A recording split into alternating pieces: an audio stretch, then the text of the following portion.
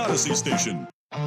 Brother versus brother. Sticks and stones may break my bones, but I'm going to kick you repeatedly in the balls, Gardaki. Family versus family. War's long over, Jim. There's no north, no south. There's people who got money and people who ain't. Dirt versus Sprague. It's like you Beavs, man. You're a baseball school. Is that unfair? You're not. Smart ass. Just can't wait to beat Oregon the last game of the year. This is a rivalry week edition of Dirt and Sprague. Brought to you by PG Long, your Northwest flooring experts. Online at pglongllc.com. Dirt and Sprague on 1080 The Fan. All right, 6:02 in the Rose City. Time for Dirt and Sprague on Portland's sports leader. 1080 The Fan. 24 Reno. 3 Dallas, ready? Red Polly, Red Polly. 24 Dallas. Good morning. Happy Friday to everybody out there. Black Friday shopping. What is happening? Get your socks. Shout out to like the 43-year-old moms. That's our big audience this morning. Roads are packed. Lots of shoppers out there. Glad we're here at 6 a.m. You know what's funny is I was driving in today, and you're not wrong on what you just said there. But I was driving in, and I had one of those moments, hypothetically speaking, where you and I were talking. Yes, like we were doing a segment, and I was a voice in your head. And you I don't know why I did this, but you dropped a line in my head, hypothetically, where you were like, why would anybody get up and go shopping right now? Because I was thinking about this when I was going out to my car at 4:50 a.m. Yeah, why would anybody do this? All your deals are online now. There's no need to go in store. Scrape off a little ice this morning? Yes. I just let the car run for 5 minutes outside. I am disheveled this morning. Are you? I am disheveled. You had a nice little Thanksgiving Instagram post, the family. I got to pack for an 18-hour day, so I don't know what I need. Like, I'm hoping I got everything. I don't want to drive home after the show because it's like 25 minutes the opposite direction. Yeah, that's what sucks. So it's a total waste. So I'm like, all right, do I have all my passes? Do I have all my parking passes? How many layers am I going to need? How cold is it going to be? Do I have a beanie? Do I have hand warmers? Do I have a computer charger? Do I have a phone? Like, I'm going through all this today. And then also the day after Thanksgiving effect on my stomach. Yeah. And that's just, we're not firing on all cylinders today. I think the most important thing is where your food's coming from. What are you eating? How much are you eating today? Because are you gonna be for the whole game, or are you gonna leave halftime? I don't know what the plan is yet. TBD. If Oregon's up 17 points at half, are you leaving? You gotta leave, right? I'm probably heading out. Yeah. Probably a good indicator they're not coming back. I don't think you're coming back from that. No. A lot of it too will depend on like when's the first serious yawn. Like, does it hit in the third quarter? And then it's like, okay, I'm getting out of here. The first serious yawn, like that's the first one where you're like, like, whoa, all right, I got to go home. I'm getting too tired, man. I have leftovers, and remind me in the next commercial break because I need to put them in the fridge. Because if I don't put them in the fridge, the entire day will be ruined. Gotcha. There was a gal at the Oregon State-Washington game I went to. They were doing the Jumbotron, and they were scanning the student section, and they scanned one dude who was going nuts, and the gal right next to her who was on the big screen but not being highlighted, she did one of those big yawns. And I'm like, yep, been there before. I've been that student yawning in a game. That's how I feel. You started drinking too early, you're a little hungover now, you're tired, and you're just yawning left and right. That's what happens, man. That's what happens. So what was my argument in your head? About shopping. You know what's funny is you actually just counteracted your make-believe argument to me. I did? And I just, like, in real time was like, that's actually a good point.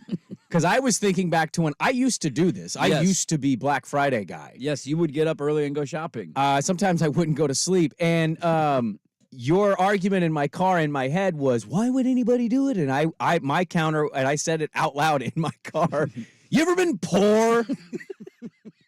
But to your credit, online shopping is a thing now. You don't need to go up at 3 a.m. and line up for a 40-inch television that they have like 200 of for $88. Would have been a really good response. If that was my response, that would have been a great comeback. It would like have been just over the top alley-oop. Yeah, well, you didn't grow up poor. Well, I don't really have a counter argument to that.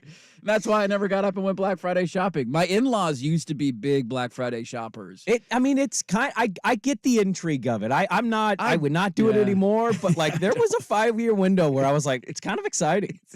Can I get this object? Am I going to get trampled for a T-shirt? I've been robbed by an old lady on Black Friday. Yeah. And fun fact, of all the things I've ever purchased on a Black Friday, the one that I still have that still works is a 40-inch Westinghouse that I got at Target for $2.98. Look at that deal right there. You Still can't find that works. deal anywhere else on a Black Friday at a Target. No, you can't. That's the best deal out there. I don't know what Westinghouse is. I'd never heard of them, but man, it was a $298 television. What a deal. I'm genuinely curious what the breakdown of Black Friday shoppers is now, as opposed to like, I don't know, even like 5 years ago. Like, how much has that crowd decreased with the ability to buy things online? Well, haven't some of those stores, I'm saying this out of my ass, I don't really know, but haven't some of those stores like changed their hours? They're not making their employees come in at like 2:30 I would a.m. hope so. Just do it online. Yeah. Like, we'll box it for you when we get into work today. It does seem pretty stupid to open a store, although you still got our Freddy's shoppers who go for the socks, which I did that one year, and I remember walking out with no socks going, this is an overrated deal. What are we doing here? This is not a great deal, these socks. Now, I don't buy socks that often. Half my socks have holes in them. I usually only get socks for Christmas. Can I ask a stupid question? Are socks that expensive? I don't know. What I socks can't- do you buy? I can't remember the last time I bought a pair of socks. Well, the socks I get are discounted, so I don't really know. They're not very expensive You when get I the buy 'em. cheapo ones? No, we got the employee discount on Nike. Hey, I'm down. There you go. But I'll say this: I'm the person you are. I am in my family, but my family, probably unlike yours, ridicules me for it. My The rep- holes in your socks? yes, because I will I'll put on socks sometimes, not realize there's like a tiny hole, and by the time I go to the event, it's now stretched out a little bit. God, it's a worse feeling. And then you could feel the shoe in the butt, like when Yeah. it gets that big. Oh, it's no good. And then I take my shoe off at a family event. I put my feet up, and it's like, "Oh, you got a hole in your sock." And I'm like, "Oh, I'm Gross. sorry." Dad, that's disgusting. No, it's like my brother and sister-in-laws. They're always like, "Oh, get some new socks, man." That's when you got to hit them with the, yeah, well, you ever been poor line? And just see their response. Oh yeah. Well, they actually could both say yes. Well, I slept with your wife. Seinfeld joke? No, nobody. That would be awkward. What is it? The ocean call? The shrimp joke? You don't remember that joke? No, I remember. It just think it of feels like you're kind of scrambling I'm now scrambling because now. it's like, oh, what if you did say that in front of your sister-in-law? That would have been really. That's a And I great, slept with your wife. that's a great comeback. They don't have anything to say to that. Did you guys have a good Thanksgiving? It was a great Thanksgiving. Did you eat a lot of food? Way too much food. Yeah? I'm exhausted. What'd you eat the most of? Ooh, good question. Probably burn ends. I think burn ends always was number forget. one. His in-laws. I know. I think that was number one on the bingo. Yeah, I'm not the biggest turkey guy. I just, sometimes you get it and it's really good. I just, I'm out on turkey a little bit. So I mostly burn ends, a lot of ribs. And then the tough part with Thanksgiving is you always have the food out early and you just start grazing. And then you're just too, Yeah, it's we like had the a- chips and salsa at a Mexican restaurant. You fill up too quick. Yeah, we had somebody brought a giant charcuterie board, so we had that going. That But I thing put- gets emptied before the meal's out, man. It was not quite. It was large. Oh, it was like an extra large It, like, one. took up. It's a big board. It was a big board. What was the thing on that? There's always a thing on that board that nobody really wants to eat. It was probably the fig jam. Yeah. That'll do it. Yeah, that's not really, like, I'm not saying it's awful. I'm not No. looking at that going, I want that. No, I'm not an olive guy. I'm a so- cracker cheese salami guy. Yeah, I'm pretty cracker, simple. That's all I cheese. need. We No had olives. Get those out of there. prosciutto. We had 4 different kinds of salami, 3 different There you kinds go. of cheese, some almonds and Yep. other nuts. So yeah, I like it. But I probably ate the most. We did it. We went to the in-laws. We did breakfast rather than. So we got up early, went up to the in-laws, and I made French toast with the spiked whipped cream. Did you and- finally find your cream? Yes. You did? Went back to Trader Joe's. They in finally the morning. stocked it So up. I get there and it's before 10 o'clock. So I went straight from the show. There's a Trader Joe's near the house, and already that shelf, it was already like towards. I had to like reach Go in the towards back. the back Yeah. to get it. Yeah. That has to be one of the most used Thanksgiving items, right? Well, it's Cream- going in cream's the, up there. It's going in the mashed potatoes. It's going everywhere. Whipped It's cream. making whipped cream Yeah. for dessert. Pies. Pies, Maybe putting whatever. pies. If you do Yep. creamed corn, if that's a thing, you're dumping it in there. A lot of cream, man. A lot of cream. Absolutely. We don't have enough cows in the area. I didn't Clearly. eat. I didn't eat that much food yesterday. Actually, Did you end up having a gathering yesterday, or did you sit at home all day and watch football? no. Well, yesterday was a weird day. It was I bought too many pies for Wednesday. Oh, I walked into the well, because here's the thing. What if I told you could buy 2 pies for you're in charge of the pie, Yes. okay? You're the pie person.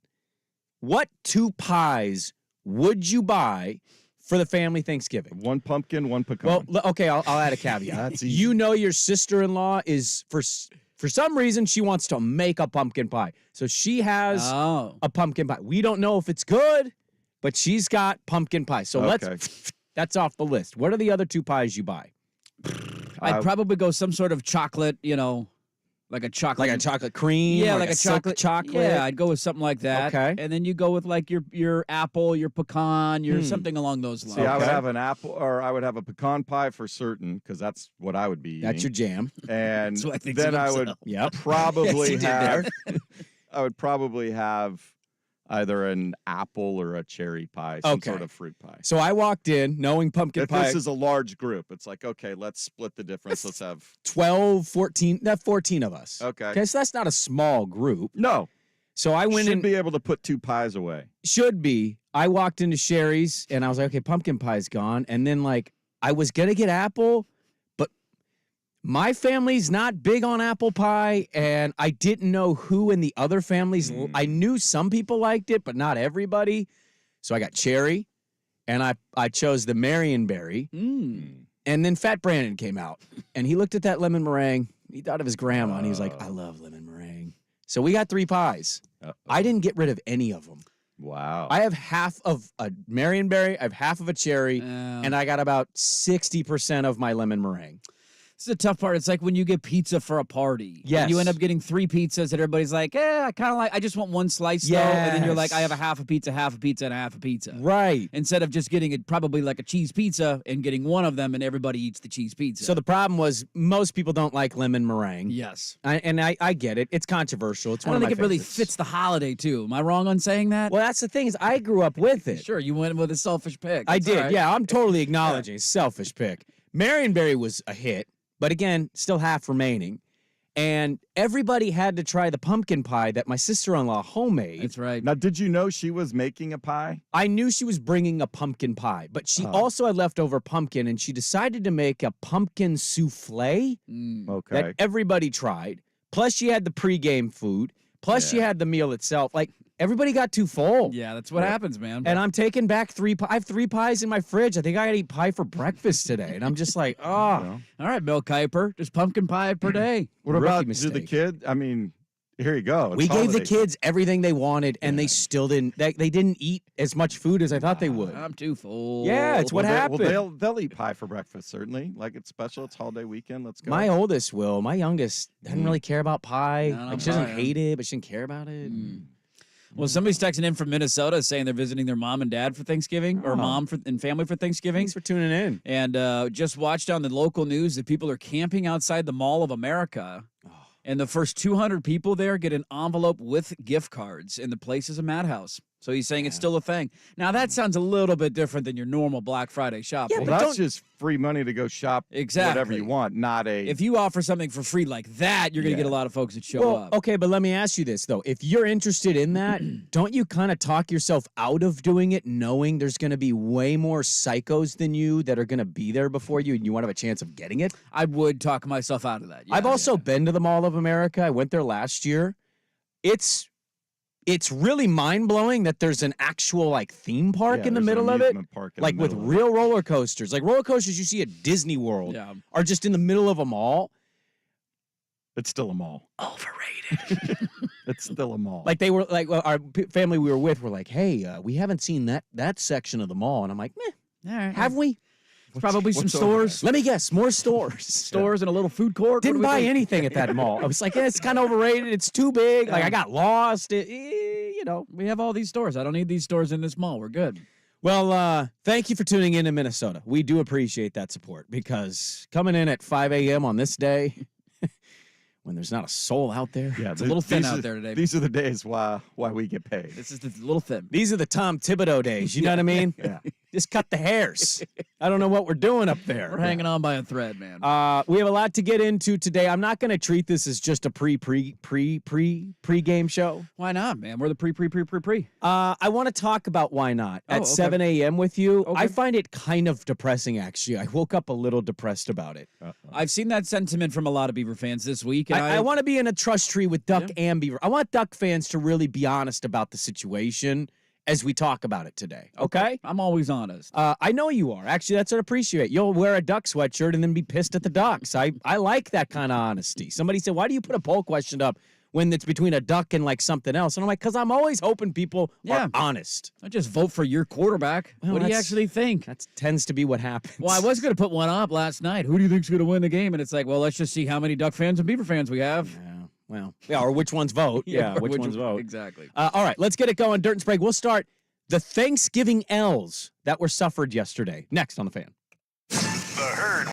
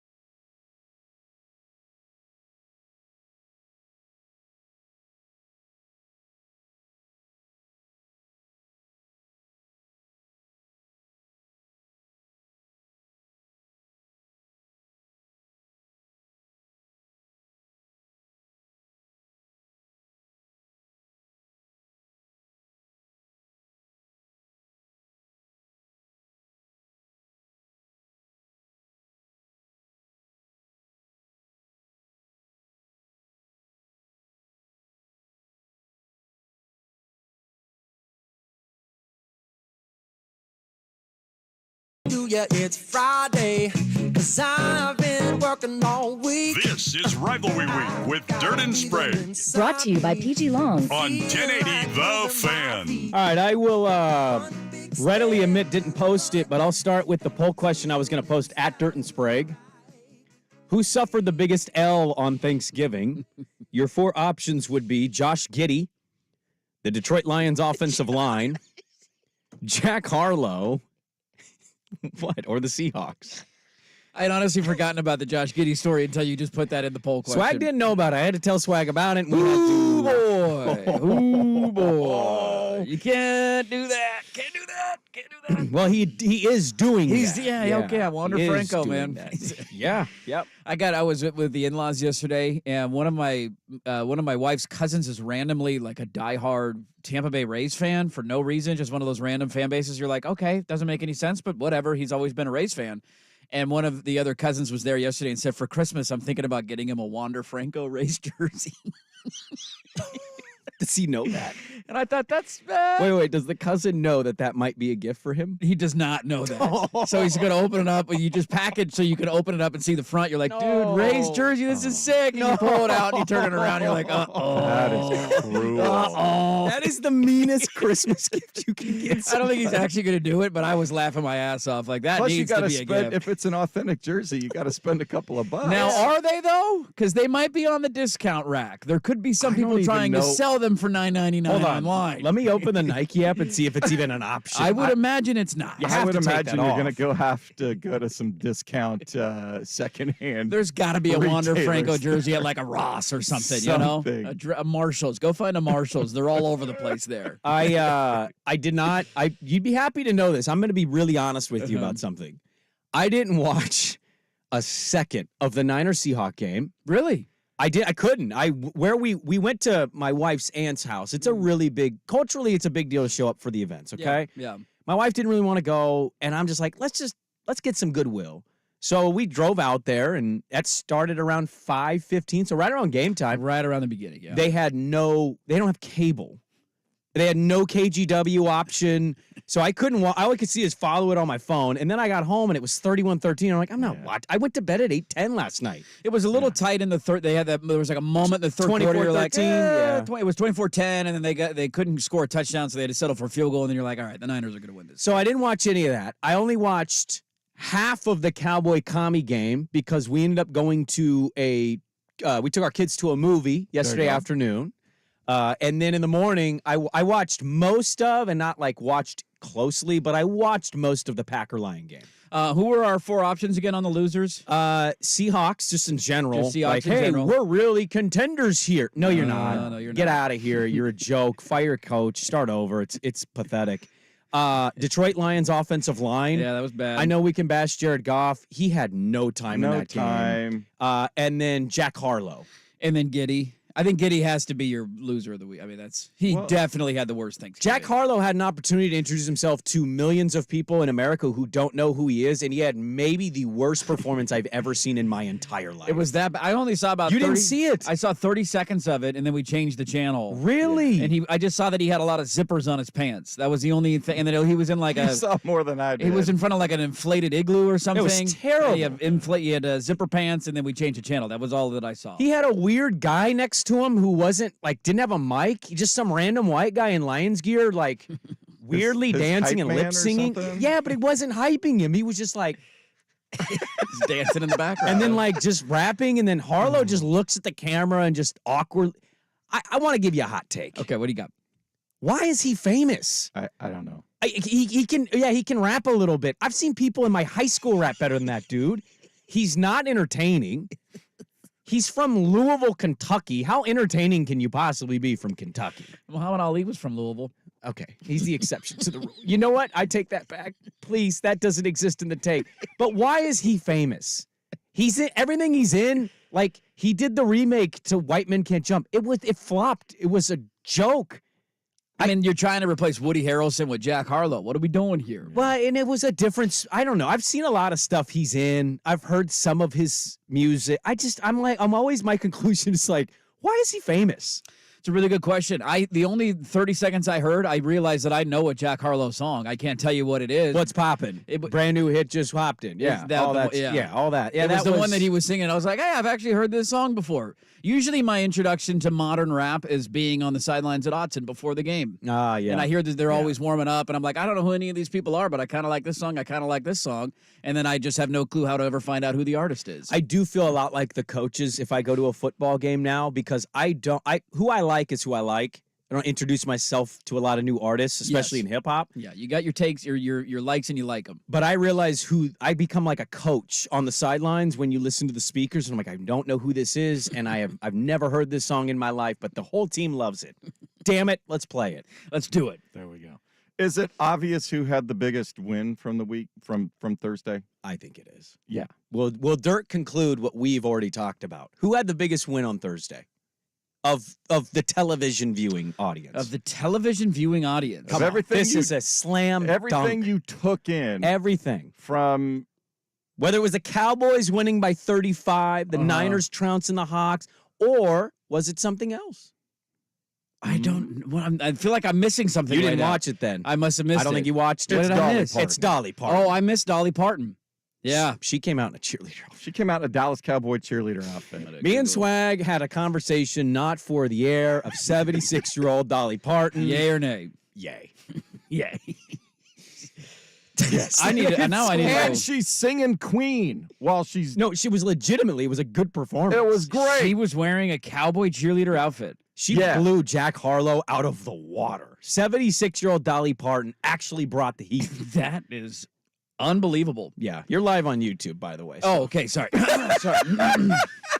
Forgot we're on camera here. She looks fantastic. She looks great. God, she looks fantastic. That is not supposed to be 77 years old. That's easily the winner of the day. Yes. 100%. Like the Niners, I knew they were going to blow out the Seahawks. The Cowboys, you knew. Like the Lions were definitely a loser yesterday. Big What are we doing, Detroit? Dan Campbell, Ben Johnson, the offensive line, 3 biggest losers of that game. They tanked everybody's parlay. We all had nobody thought the Packers were going to win that game. We all had to. I teased them down to 2.5. It's forcing us to ask the question: might Jordan Love be good? Maybe. He was throwing some dimes in that He game. played really well yesterday. He did. But probably his best game of his career, and I don't care about the Charger game. But yeah, hands down, Dolly Parton, man. Dolly, American treasure. You okay over there? That's a hell of a thing, dude. I noticed this because I was watching hot flashes right now. Oh, I declare. I watched during the Tennessee Georgia game when she came out. I was like, sang oh Rocky my Top. God. Yeah. Like that's, and I had to spend a half hour Googling how old she is because it just doesn't compute in your head when you see her. It doesn't. That's 70. I feel like she's looked like that for 15 years. Yeah. And that was, you were like, damn, that's not bad for 58. Like, yeah, that's pretty good. That's not bad for 60. Yeah. And now it's 77 and she looks exactly the same. You know who else kind of has a Dolly Parton-esque? He's a politician. Mitt Romney. You know Mitt Romney's like 75, 76? He has not aged very much. No, he looks amazing. It's that clean living. That'll do it. Clean living. I do declare, sir. He is, he's 76 years old. He's same age as Dolly Parton. Yeah. It's awesome. So there's a ton of Romneys out there, and every time I hear it, I'm like, is that related to Mitt? There's a Romney in Utah, right? On BYU, Utah? Yes. Isn't there a Romney on one of those teams? There's another Romney in the Pac-12, too. And I would assume it is a Romney connected to the other Romney. I watched the game, and I'm like, does he have... I know he has 3,000 children, but Didn't his dad help start that whole I think he did, situation? Like, we're going to Utah. It's always funny when you go look... Joe Smith, he was right there. Hello. Joe. What's up, Joe? Yeah, the names of them, too, are great. Like, the first one that pops up on his Google page is Tag. Tag Romney? Tag Romney. That's a good name. Hey, what's up, Tag? Are we I know we talked kind of a lot about the Lions on Wednesday randomly.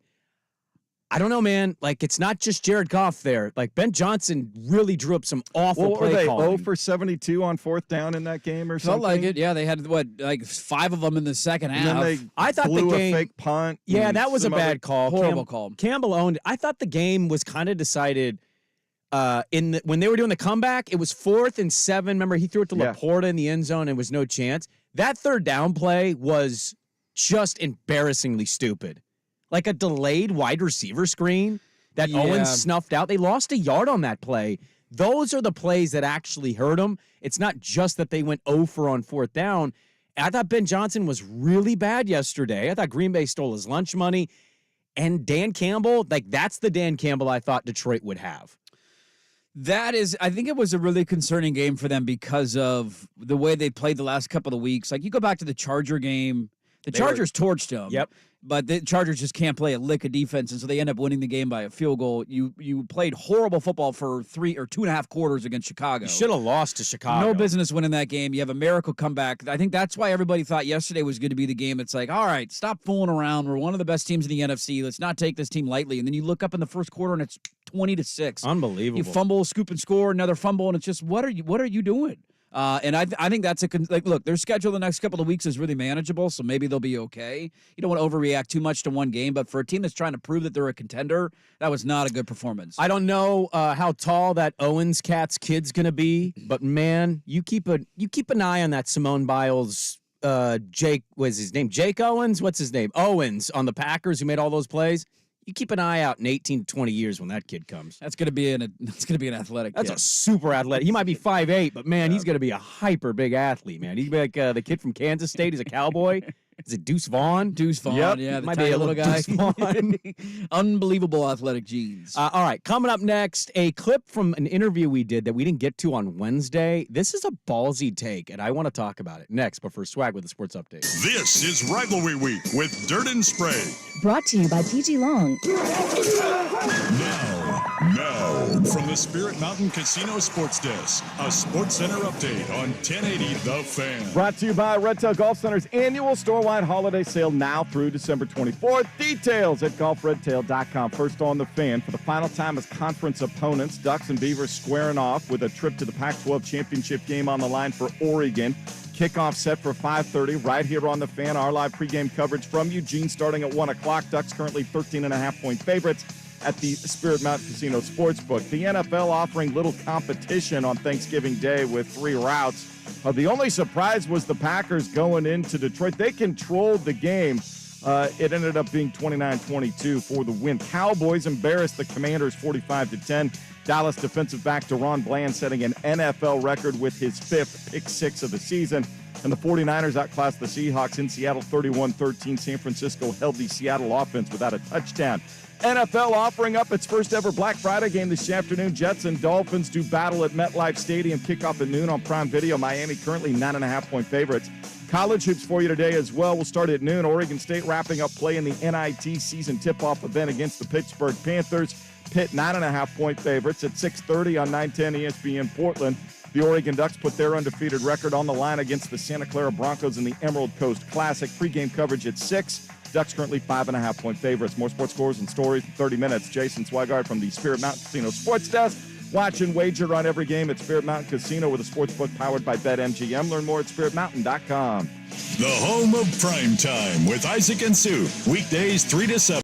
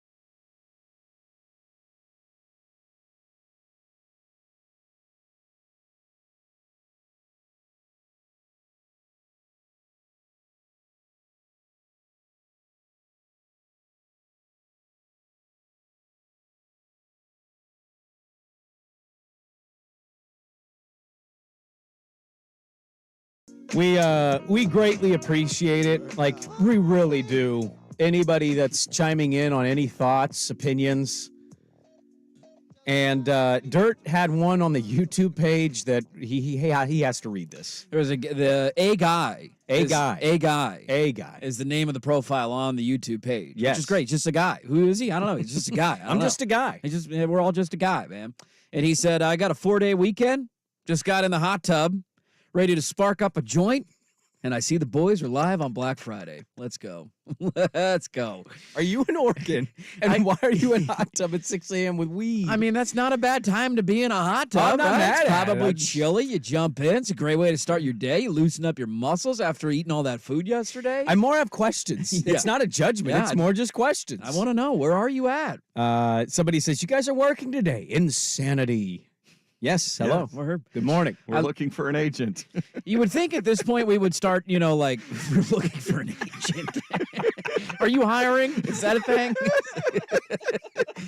You would think at this point we would start, like, promoting our schedule so people don't get surprised when we're doing shows on certain days. Which like, is hey, almost every year. And FYI, we're all going to be live on Yes. this day, and this day, and then we don't get hit with tweets and texts of like, oh, you guys are on The today? schedule is up on the website. So, yeah, listeners are Swag. going to visit Swag. every day. Staking Swag. time and Swag. energy. They're going to go to 1080thefan.com. Let's be honest about this. When was the last time you went to 1080thefan.com? When I had to update the schedule.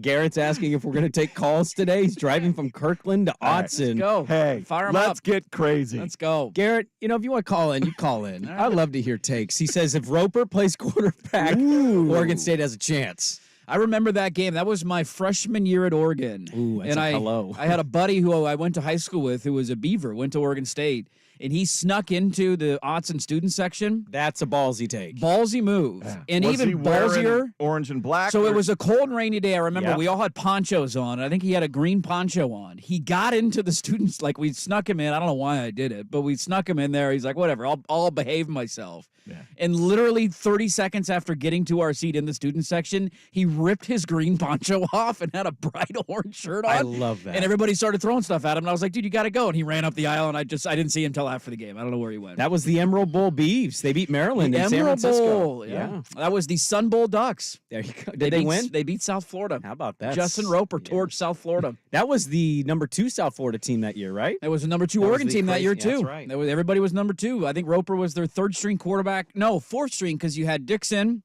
then you had Leaf, Yep. and then you had Cody Kemp, I want to say, started at Look at you UCLA. throwing names that I'd forgotten existed. And they lost 16-0 at UCLA the week before. Yeah. They couldn't score, and they were like, this guy can't be any worse. And Justin Roper was like 7'4", and he wasn't bad. We interviewed, we mentioned this Wednesday, but we interviewed Doug Kazarian. We ended up taping the interview because I had just screwed the schedule up in my brain. And we just, we put it up. It's 1080thefan.com. You can find it. It's a fun conversation about Doug Kazarian, who has ventured into sports gambling. He does a website, onlyplayers.com. And he said something in the interview that, like, we kind of looked at each other and went, wait, did he really say that? And he just kept talking. It was a long answer, but we snipped it anyway. I want you to take a listen to Doug Kazarian. I want to know if anybody feels the same way as Doug Kazarian of onlyplayers.com, formerly of ESPN.com, who as a professional doing handicapping and gambling and content, he feels a certain way in comparing himself to the coaches. So here it is. People are like, oh, how do you think you know more than these coaches? Because I just do. I do. Now, I'm not saying I know more about the technique on how to block and like tackle and all that. Obviously, they're experts in that field. But if you think about it, and I've dug deep in all this, we've all watched more football games in the last 5 years than they have. If you're a college coach, on Saturday, you watch one game, right? I watch about 50. Mm-hmm. Okay. And then on Sunday, in theory, they're prepping for the next opponent because they're really good at their job and they're going over film and they're doing all this other stuff and they're managing a program and they're putting out all sorts of fires and then dealing with recruiting and all this stuff. And I'm watching 13 games on a Sunday and seeing every game situation. And it's kind of like a math problem more than it's a football problem. So yeah, I know more than these guys, some of these guys, on how to execute. Josh McDaniels loves field goals and he got fired because of it.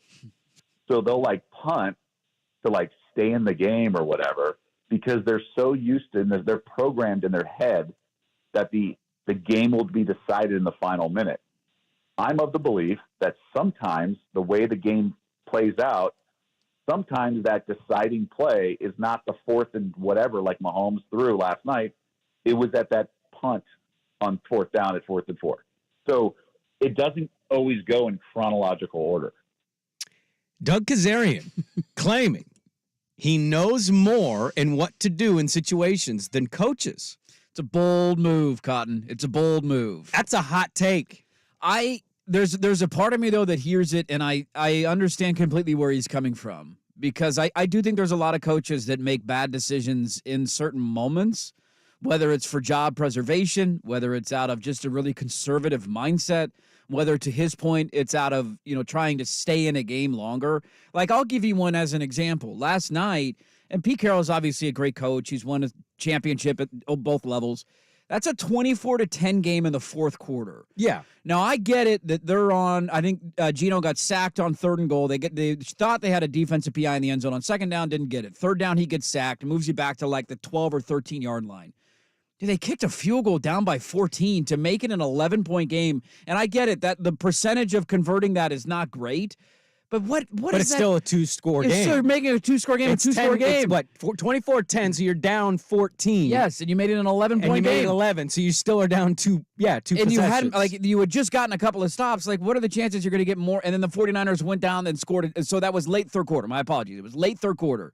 But so you're down 2 touchdowns. Like, in that moment, I don't know.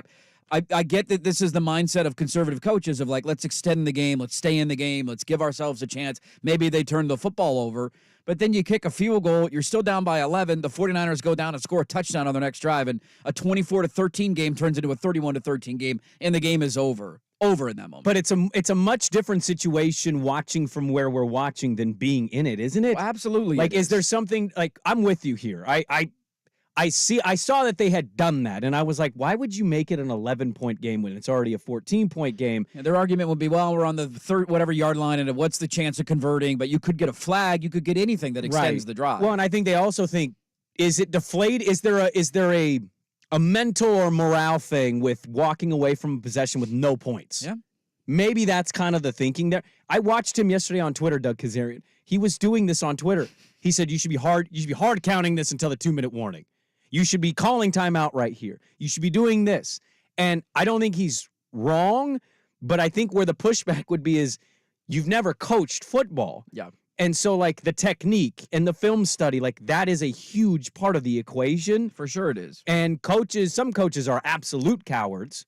But I just thought that was a fascinating thing to say out loud of, I know more about situational football than coaches. I do think we know more about certain teams than some coaches do, because we have the benefit of being able to watch more football, right? I don't know more about Oregon football than Dan Lanning does. But does you watching more of a team than another coach, do you really know that team, or do you just see what tendencies are, what systems they're kind of running? Yeah, I guess that's There's a valid point. nuanced things of these teams that you and I don't understand because we're not film guys. We're not breaking down the old 22 film of what plays are they running on 3rd down.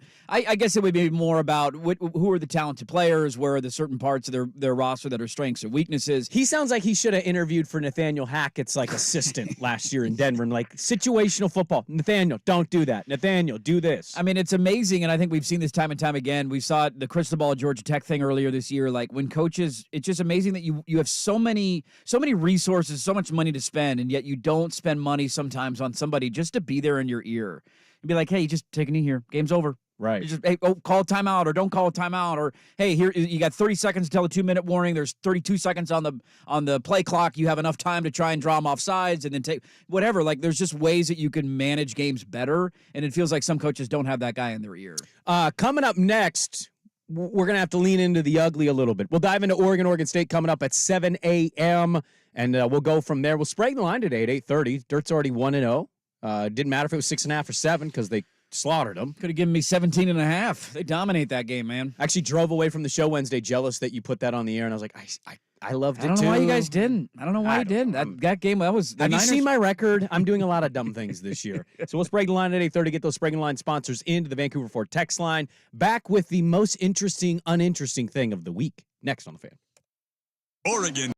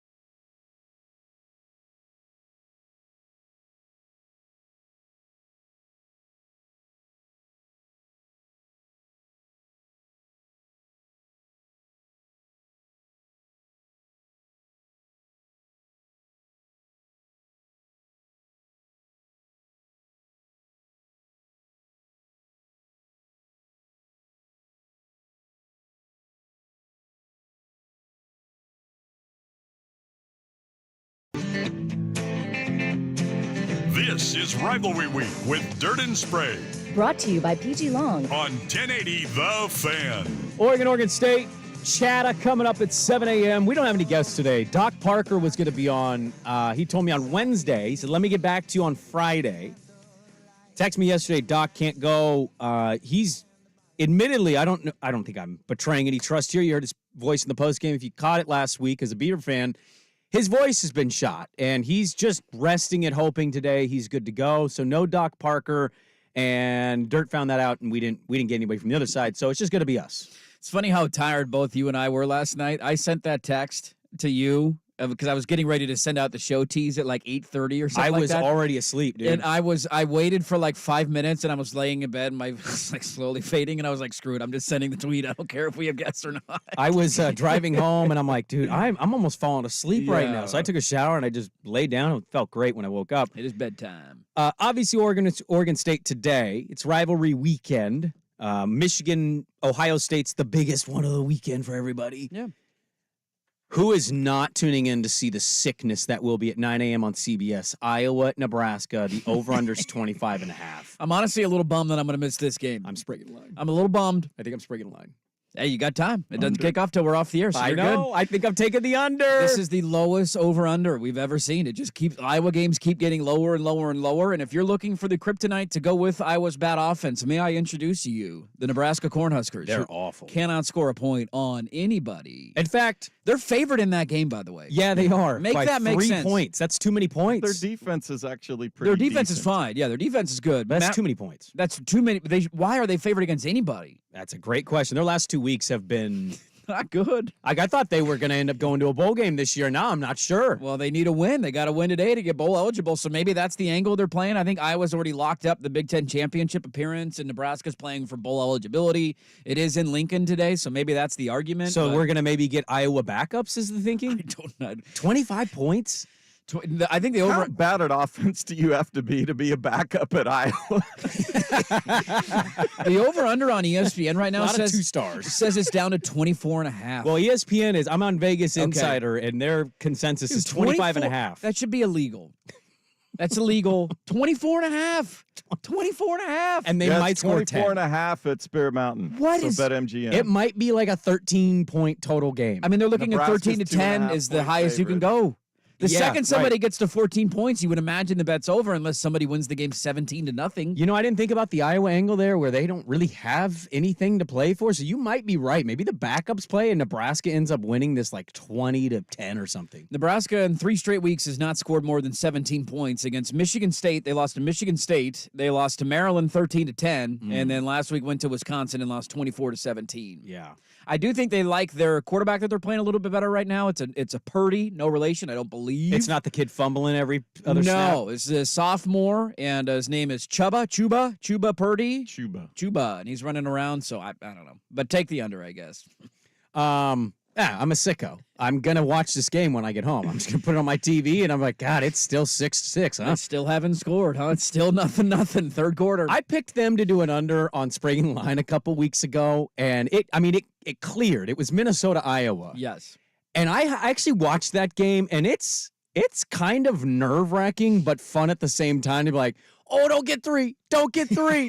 And then you get to the fourth quarter, and it's 9-6, and you're like, I don't know, man. I feel confident, but who knows? One touchdown ruins the whole thing. The terrifying thing about betting that under is that if you just imagine turning that game on, you get an opening drive touchdown. Like right out of the gate, nowhere out of left field. You're You're like, sweating wait, bullets. what? How? You're So sweating bullets. You only got 17 more points to go. The entire game's ahead of you. Good luck. Look, I don't know what's going to happen in today's game. We all have ideas of what's going to happen between Oregon State, okay?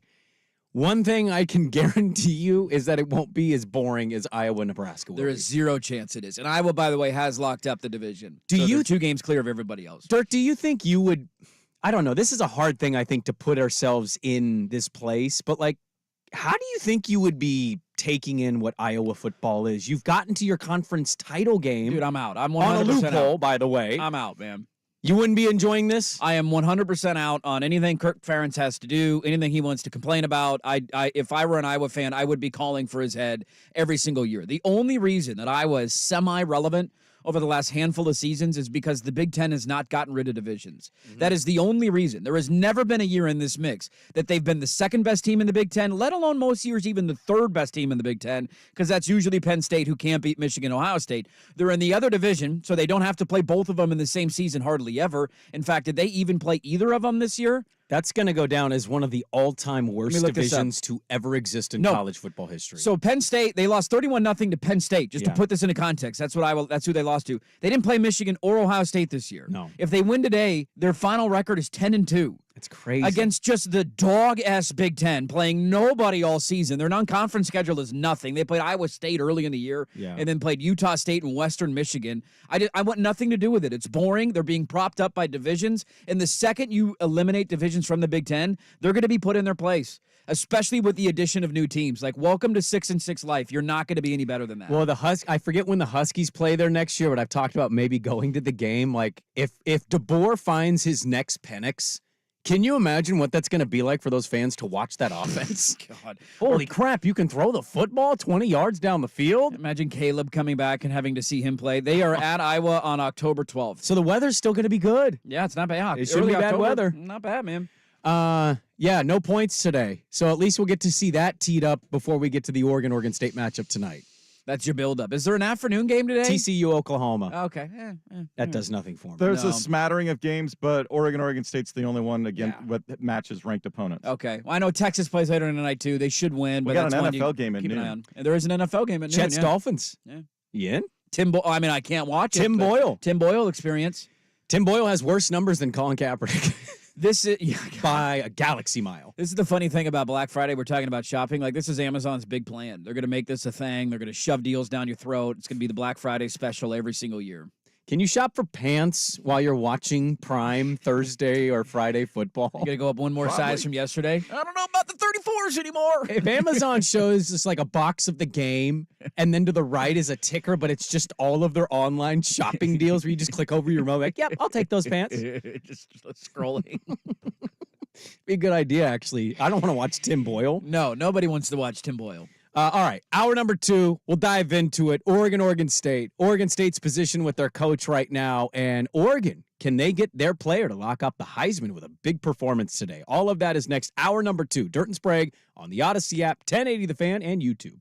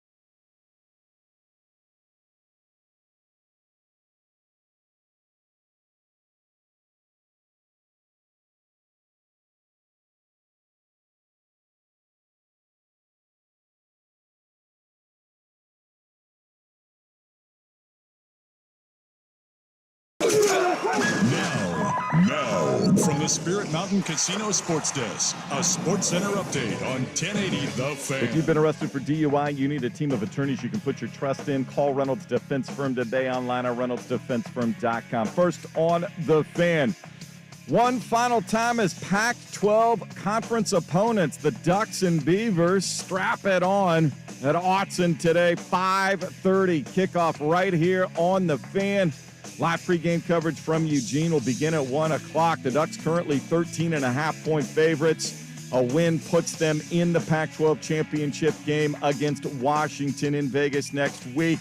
The NFL not offering up much competition on Thanksgiving Day. The surprise was the Packers going into Detroit controlling the game, and they held off the comeback for a 29-22 win. Cowboys embarrassed the Commanders 45-10. Dallas defensive back Deron Bland set an NFL record with his 5th pick 6 of the season. And the 49ers simply outclassed the Seahawks in Seattle 31-13. The first ever Black Friday NFL game this afternoon, Jets and Dolphins from MetLife Stadium. Noon kickoff on Prime Video. Miami currently a 9.5-point favorite. More sports scores and stories in 30 minutes. Jason Swigart from the Spirit Mountain Casino Sports Desk.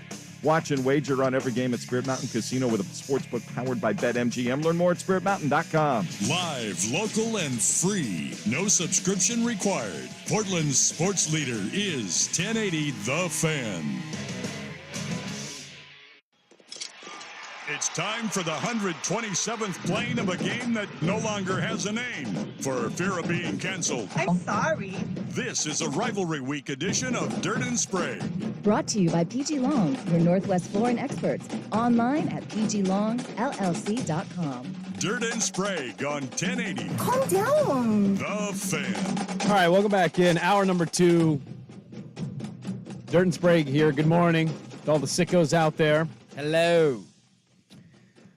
Oh, I can't wait to eat all those pies today. You sit around, watch football, eat pies. Sounds like a good Friday. I'm going to miss you today, man. It's the first Civil War you missed in a while. I know. You've been to how many in a row now? I don't know. I've lost count. Yeah. I've been a fan of this. I love doing this. I delayed on asking for ticks here, and by the time I looked them up, prices were, shocking. Both schools taking advantage of the fans. A lot of money. Well, it's turned into they still haven't announced a future date, so we don't know when the game will be played again, if it will be played again. In the short term, long term, we don't know that for certain yet.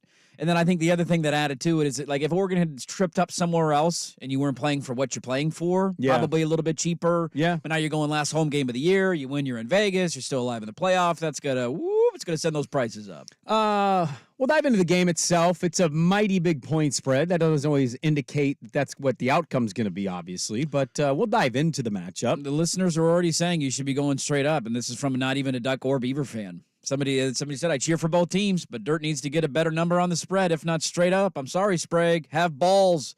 Beavers shouldn't lose by more than one score. Put it on a poll question. Really should be straight up. I'm just reading I'm reading what the people are saying. No, that's a good text. I'm reading what the people are saying. I was castrated yesterday, so it doesn't matter to me.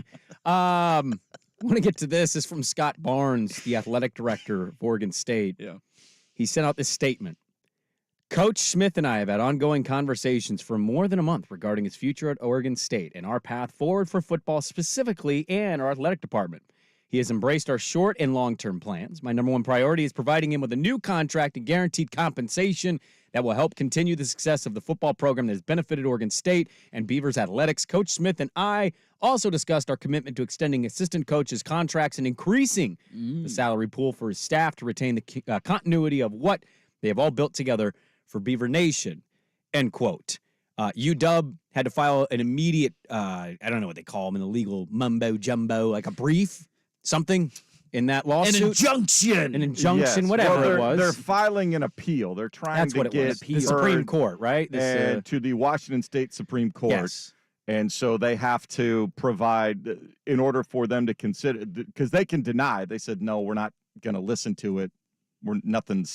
There's nothing to appeal here. Well, you have to demonstrate something that has to be appealable. Oregon State fan noted and took a blurb from that appeal from the Washington lawyer, and it basically states that, like, if they win this lawsuit, Washington State, Oregon State, $200 million split, they'll be making $50 million in those 2 years per year, which that's more than Oregon and Washington are going to make in the Big Ten yearly earnings from the TV revenue and the beginning of that relationship. It's a massive increase in your monies now. I think the Pac-12 is going to split somewhere around $30 million per school was what the projections were. Something give like or that. take, maybe a little bit less, high 20s. And so it's a big increase in what you were getting to begin with. And people I've talked to about the Smith stuff, I've just straight up said, to me, this isn't a money thing. This is not financial. This has nothing. That guy is not built that way. No. He'll take a big contract. Sure. Who wouldn't? Right. He's not built. In fact, I would argue he's more concerned that his assistants get paid the right amount of money because he understands how big continuity is. I mean,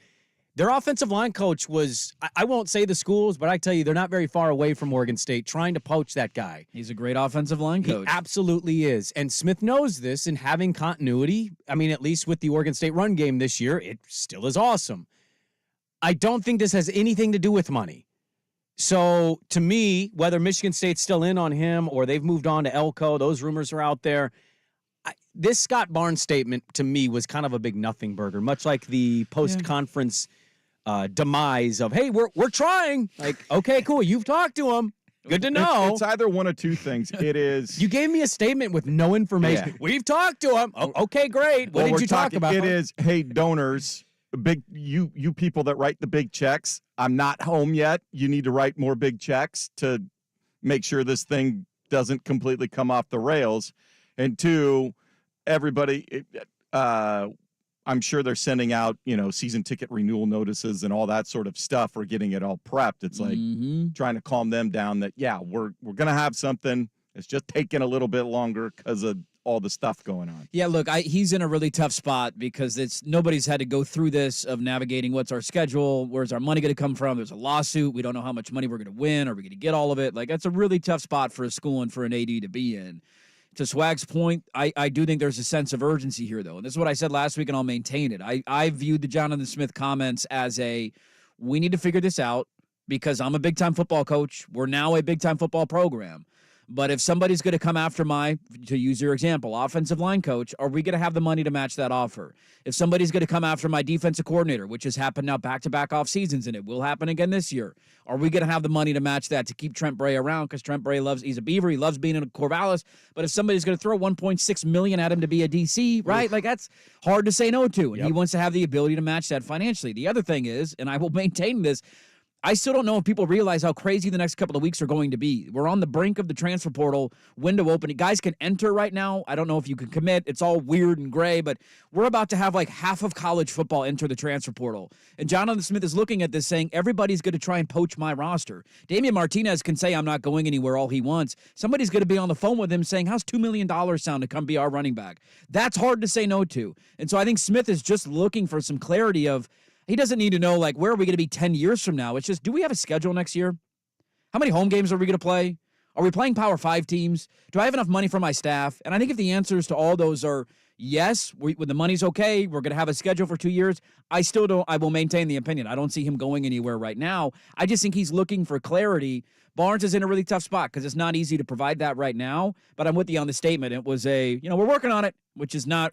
I want something a little more emphatic if I'm a Beaver fan. Well, and it's like, also, I know you're working on it. It's not like shocking news. If I saw that and read it and was like, oh my God, he's actually working on it, that would be an insult to my intelligence. I know it's your job. Like, thank you for doing your job.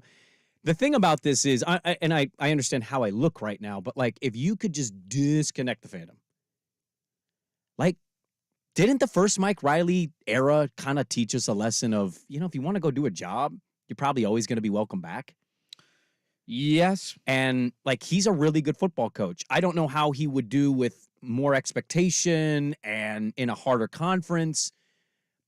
But, like, there's got to be a part of him just as a competitor and a coach that disconnects the Beaver part and says, I could go be in the Big Ten with a crazy amount of resources and TV windows and bigger salary pool. Like, I think he has to be looking at this from a realistic standpoint. I've been saying it the whole time. I don't know if Oregon State's ever going to have a path to the playoff. And I still don't know. I tend to believe they won't because, well, SEC, Big Ten, Big 12, ACC stuff. But I can't help but think the last couple of days, he may not take the Michigan State job. I've been in that position of saying, I think he comes back. But I also you can't blame him given everything that's kind of lying in front of him as a coach. Like, how do you say no to that and basically say, I'll stay with the Mountain West? You know what I mean? Like, that's got to be a really – people are overlooking that part of this. This isn't just money. Someone has nothing to do with money. It's just like you're really good right now. But what happens when your team feels relegated, not being seen, and, oh, by the way, you have some down years where even on a Mountain West schedule, you lose 2 or 3 games. Yeah. People are going to knock you down as a coach a peg on that. Maybe that doesn't matter to him. Maybe it does. I can't help but think about it, and I'm not coaching the team. Well, the other reality, too, financially for them is even if you have this, even this money comes to you from the Pac-12, you win this lawsuit, you get the purse strings, right? Eventually, it's going to run out. It's not a permanent solution. It's a stopgap to be able to maintain funding at a Power 5 level. Yes. But if you cannot find footing in a Power 5 conference, that's great. You can say, hey, it's $50 million a year for 2 years or whatever for each school, or for 4 years, however long it stretches out. Eventually, if the future is the Mountain West, it's going to slowly go away, and you're going to have to make some of these hard decisions, and the money's not going to be pouring in the way that it is. So it even now is just a stopgap to try and find a solution in the next 2 years. I don't know what that solution is, but that's what they're trying to figure out. I had somebody tell me, because I was texting some folks. I text some people at Michigan State. I text some people locally, and I had somebody tell me that there's somebody that's pretty plugged in to a aspect of the college football world that told me if UCLA fires Chip, they think he is the #1 candidate by a lot. Yeah, I wouldn't be surprised by that at all. They haven't made that decision, though. They have UCLA has not fired Chip Kelly yet. So, what you kind of be asking yourself, what are they waiting for if they're going to do it? They still got another game this weekend. It's that weird USC was their last game last weekend, so their rivalry was a week earlier. Now they play Cal this weekend. Yeah. If they win, they're 8-4. I know, which I will maintain. What are your expectations at UCLA? I don't know. I can't get a read on UCLA, but I was told that on Wednesday that if that job does become open, they're beelining straight to him. That's their goal. That's the one. And I've asked friends ask me about this. I don't know Jonathan Smith personally. We've interviewed him a few times. I have no clue what motivates or drives the guy. Everybody has a different motivator. He's very insular to the point where I had somebody tell me they met him 8 times working with him, and he still didn't remember their name. That's my kind of guy. I like that. But if you're trying to put yourself in his shoes, that's always been the one that would concern me. Michigan State to me is it's a random. I'm not saying it's a bad job. I'm not saying there's not good money there. They were paying crazy amount of money to a guy to take his ween out of his pants on the phone. So the money is there. The Big Ten to leave. Yeah, well now they might not have to. They're got to go through that whole lawsuit. Right. But they have the ability to pay $9-10 million for a coach, which would be a massive pay upgrade for Jonathan Smith. And I don't know if he would command that much. But I always have argued those kind Michigan State kind of jobs I feel like are open every year. There's one of those. It's it's a good little program. Okay, they got money to spend. There's going to be one of those every single season, whether it's in the Big Ten or the SEC, that you'll always have the ability to jump. The idea of it being hometown, his wife's from Pasadena as well. He's from Pasadena. They're going to the Big Ten. They're going to have They have the full Big Ten share. LA resources. Yep. That's the one that I've always argued that if that opened up, that one would scare me. The latest on Spartans Illustrated is that Mike Elko appears to be the favorite, but again, with all of these reports, in the article, the last sentence tends to be, we cannot confirm this report. It's just speculation at this point. No, Football Scoop had it as a done deal on Wednesday that Smith was going to Michigan State. And now 2 days later, it's kind of Mike Elko's. Nobody knows what the hell they're talking about. Football Scoop also said Bo Baldwin was going to be the coach. Yeah, don't believe everything you read. Well, that website specifically has not had a great reputation for itself the last few years. No, they have not. All right, big game is here today. We'll talk about it next. Dirt and Sprague on The Fan. The Herd with Colin Cowherd.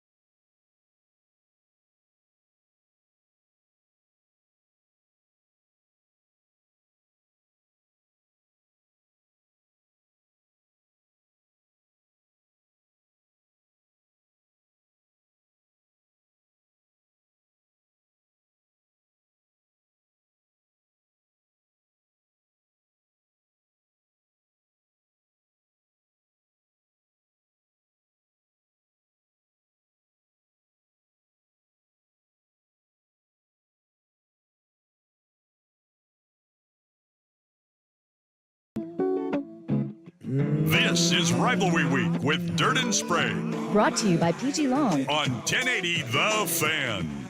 All right, well, the Civil War is here today, 5:30 at Autzen Stadium. Be sure to check out all the great pregame coverage. Dirt will be on it. He's traveling down as soon as the show ends today. You getting a police escort down? Make sure I you don't should. get, That'd be cool. Caught up in any traffic jams I think there. I've told this story before. I got a police escort once in my life as a media member to the 2010 national title game, the Oregon-Auburn game. I don't know why we got a police escort from the hotel to the stadium, but it was really cool. And I'll never forget the feeling of getting off the bus. Everybody that was around thought that we were players because it's a police escort with buses, and then a bunch of fat journalists got off, and everybody was so pissed. Everybody's like, oh, here they come. Here come the teams. Because there's stickers on the bus and everything, and we just walk out with backpacks and like, oh. And everybody just turned around and slowly scattered away. Like, it's nobody important. Where are you at on the game? Where is Duck Fan at today on the game? This game means a lot to people in the state. No matter how many people online can tell you it doesn't or it's not as where are you at on the game today? I mean, I've kind of maintained that I think it's been, I don't know if watered down is the right word, but with everything going on, there's a weird feeling around it. There has been the entire year. We don't know what the future is going to be. We don't know when you're going to play again. Oregon's moving on to a new conference. Like, I haven't even wrapped my head around the fact that this is the final weekend of Pac-12 football. I know you got the conference championship game next Friday. This is the final full slate. Like, this is it. It's done. Like, we've been building to this all season. And so I haven't even gotten there yet. Mentally, sitting around watching football tomorrow is going to be really strange. Look, there is a ton to play for, and I'm genuinely excited to see how Oregon handles the moment and if they can win and finish an 11-1 season, in which you can argue would go down as arguably a top 4 season in the history of the program. Have a chance to go redeem themselves against Washington next Friday. Oregon State's got a chance to be the spoiler. So, like, those storylines are great, but not knowing the future, not knowing what all of this is going to look like down the road, there's a weird smell in the air for me going into the game. I think I'm putting all that aside. I know it's all there, but I want to see Oregon State come out and see if they can establish what they need to do. They got to win on first down. If they don't win on first down and this Oregon makes DJ have to beat them on third down, that's not a good thing. Second, can Oregon State generate any sort of pass rush to make Bo Nix uncomfortable in any way, shape, or form? So for me, those are the two. If those two things happen, at least somewhat during the game, maybe not the entire game, but somewhat during the game, then I think it's the game we're all hoping we get that comes down to the fourth quarter with some drama. The winning on first down thing, like, I know that's been around for a while, but like for me as a football fan, it's become one of my top things to watch on offense. If teams get like 1 or 2 yards or nothing, you're already like kind of in a panic, like, oh my God, man, get something on second. Especially when you're limited not limited isn't the right word, but you have a quarterback that can struggle when he's in an obvious passing situation. Well, they're often, let's be honest if about Lindgren this. and Jonathan Smith have the entire playbook to choose from on third down, then Oregon's got to cover the whole field. They can't load up or they can't focus on any one thing. Then it gets interesting. But if it's third and long, look out. Oregon State's offense is not geared to be shut down on first down. No, their offense does not hum when it's like second and long, third and medium to long. They're just not. They've never really been that kind of offense. They thrive when they run the ball and get 4 or more yards on first down. Oregon knows this. Like, I know it. I think this is a massive game for them, not just because of the Pac-12 title game rematch, but I really think a lot of those players from last year, I rewatched that game. Yeah, they're still pissed. And I think they're going to be really pissed when that game starts. I mean, they've been replaying. The coaches put on all the televisions in the locker room this week, the fourth quarter of the game, just on loop. Yeah. And I don't know how they did it. This is the modern technology. The players have grabbed remotes and tried to change the channel, and it's on every channel. Every channel. So every time they try and change it, the players have joked all week that they get out of the locker room as quickly as they possibly can because they don't want to see it.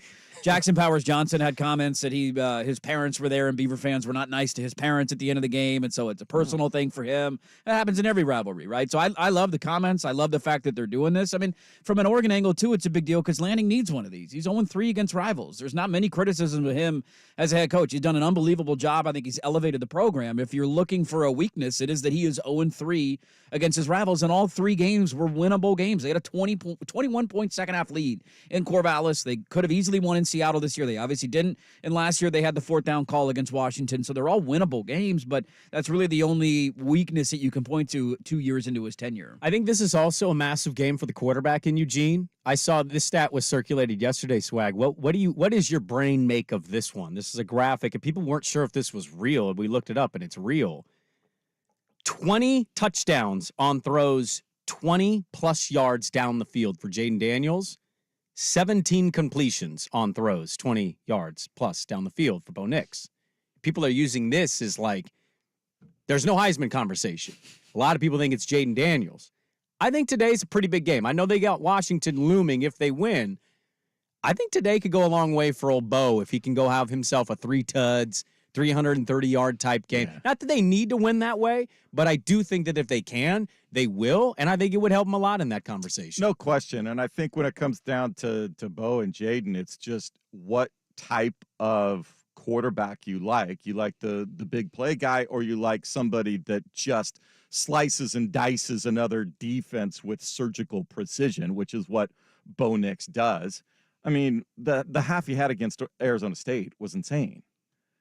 What do you have? More touchdown passes than incompletions, 6 tutties.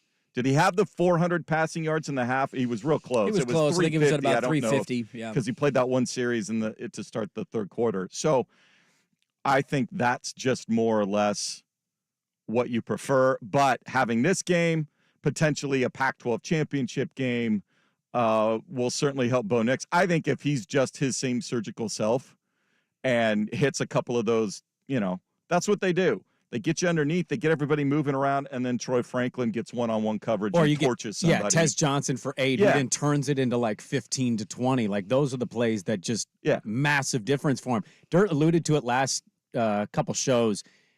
If Jaden wins the Heisman, I know we're not there yet, but if Jaden Daniels wins the Heisman, who's going to be most pissed? Not Oregon fan. I mean, Christian McCaffrey.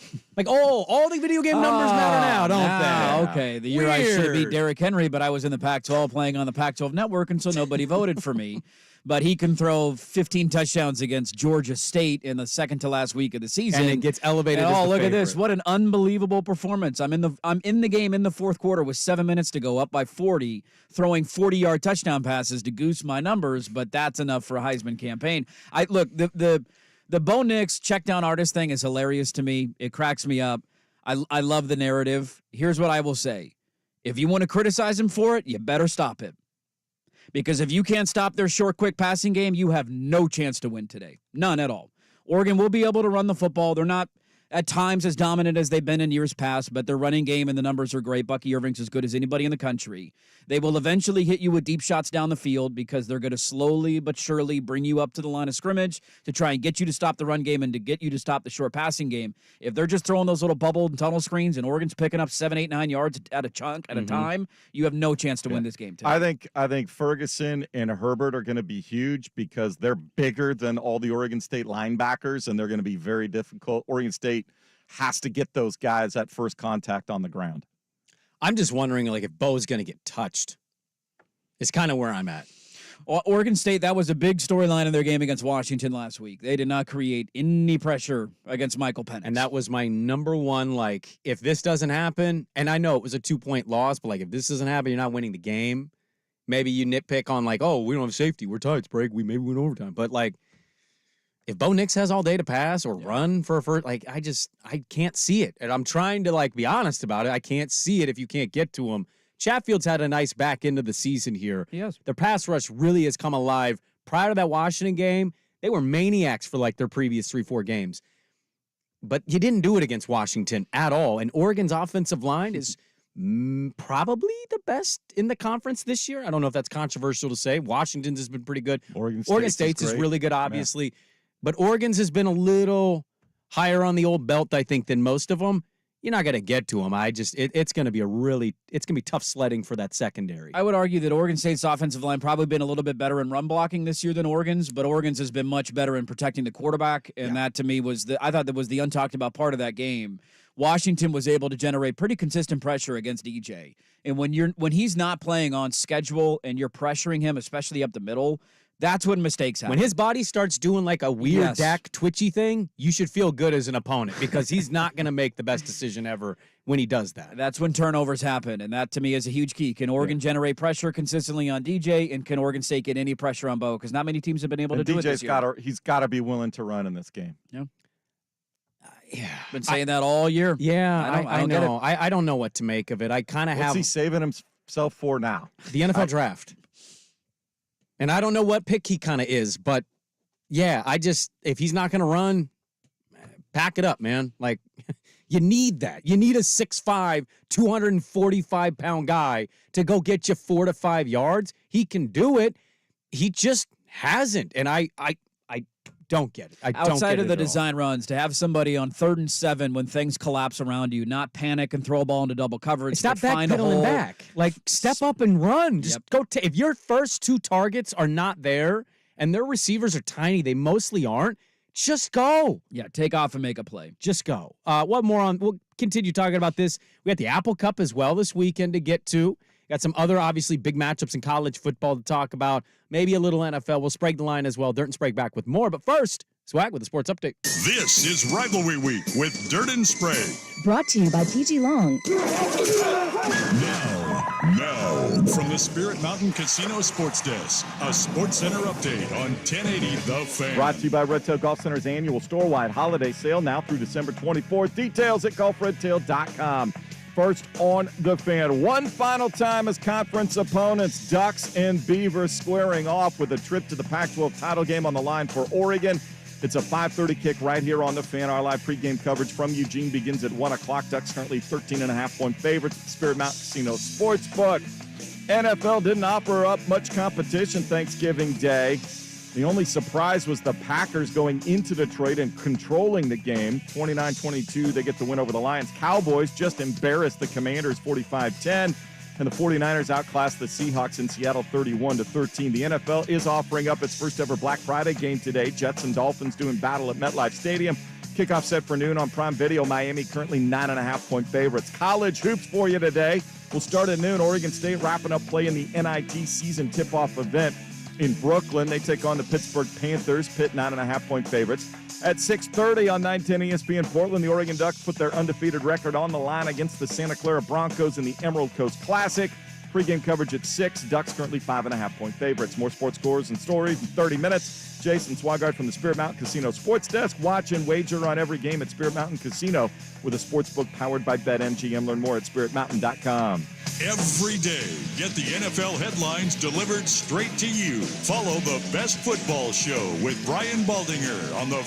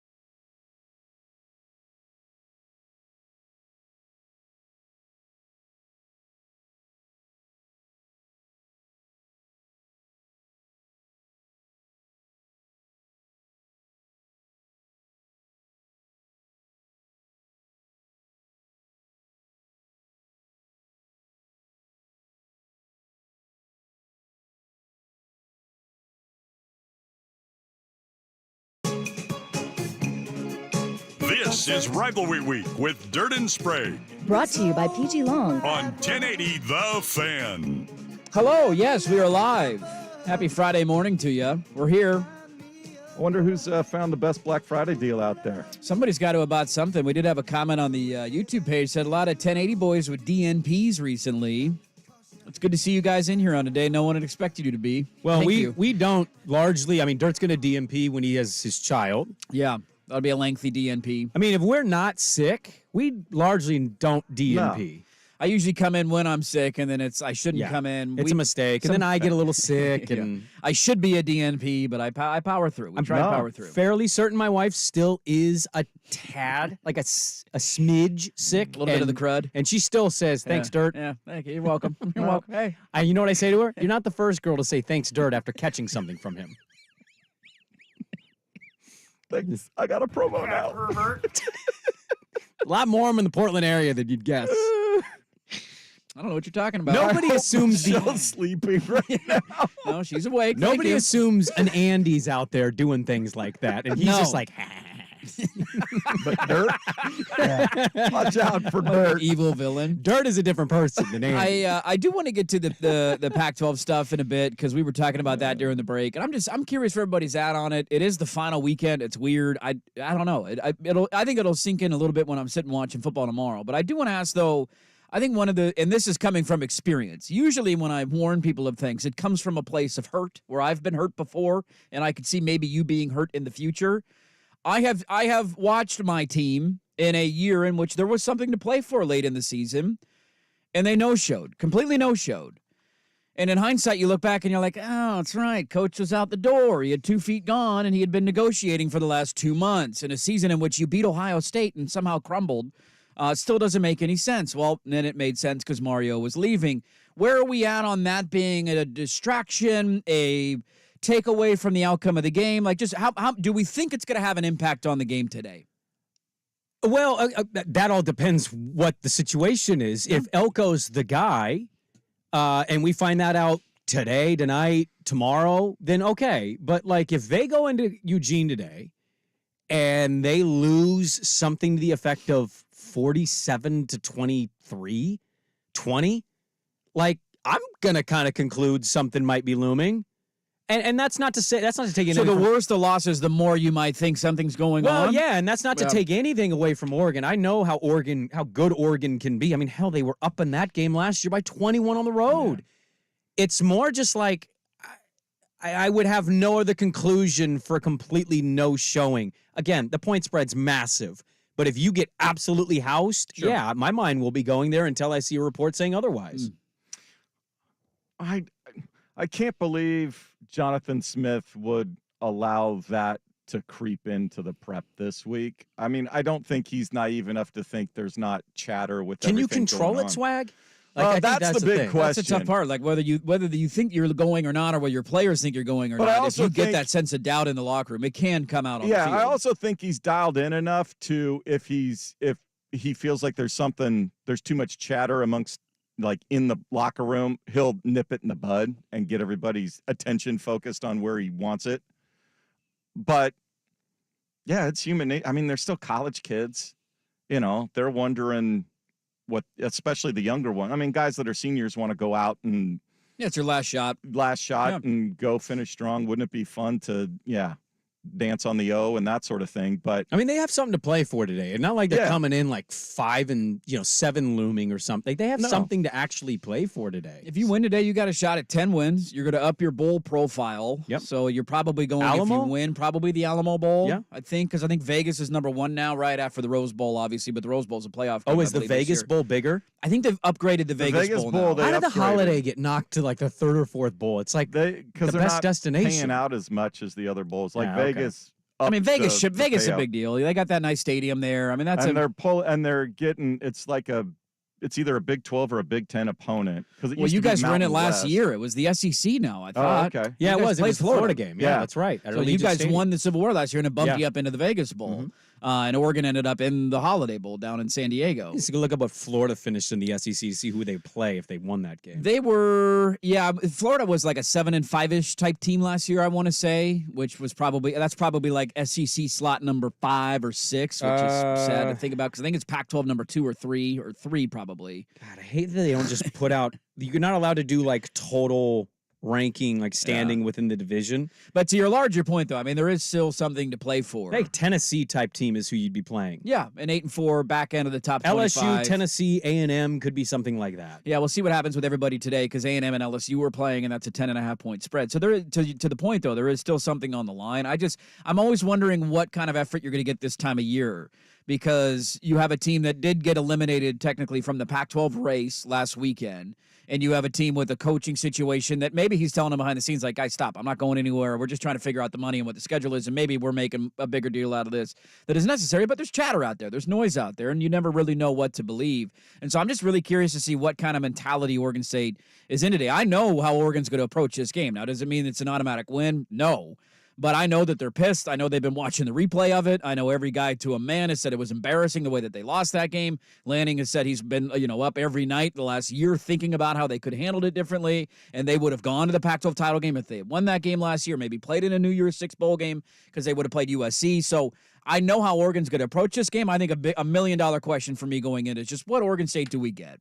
What do they look like? Do we get a team that packs it in? Because if we do, this is going to be a really ugly outcome. Or do we get a game that's feisty because Oregon State's playing above their grade level because it's a rivalry game and it's the last one in the Pac-12 and you get a win the last one kind of mentality and we get a tight game going into the fourth quarter? Yeah, we've talked a little bit off the air about, like Swag has mentioned, you have mentioned, last week in a Pac-12, how weird it kind of is. And I honestly, I'm kind of numb to it. I think I allowed my feelings on that when it was happening in real time to kind of all air out. Yeah.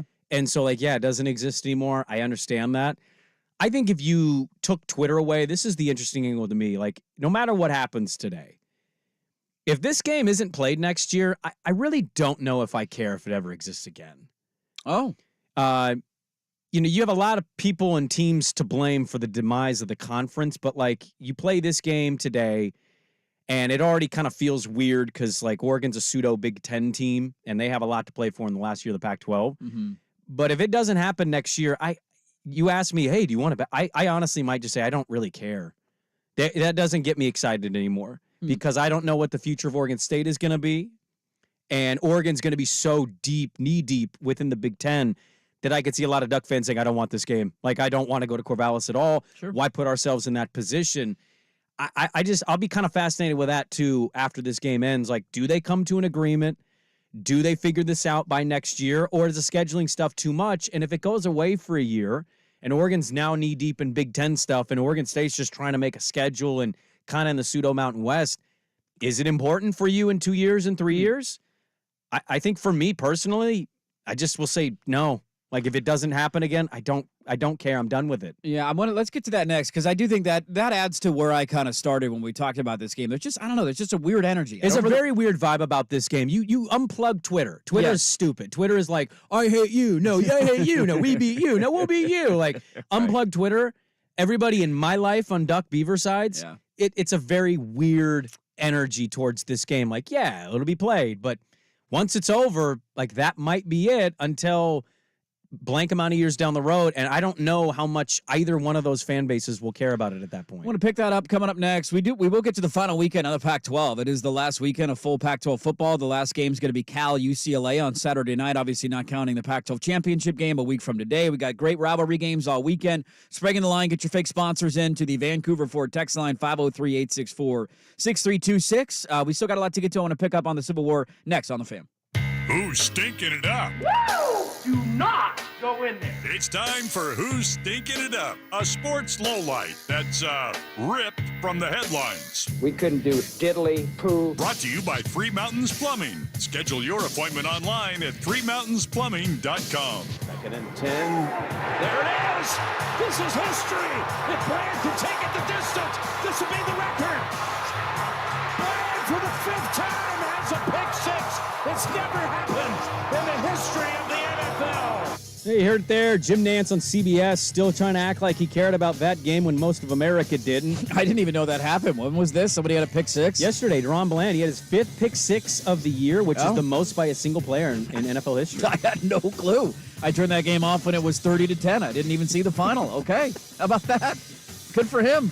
Who's stinking it up? Jack Del Rio. He got fired today by the commies. Brought to you by Three Mountains Plumbing. Make plumbing and electrical services delightful. Get your time back. Let the pros tackle whatever project you need completed. Schedule an appointment online at 3 Mountains Plumbing. That's 3mountainsplumbing.com. It's the Vancouver Ford Text.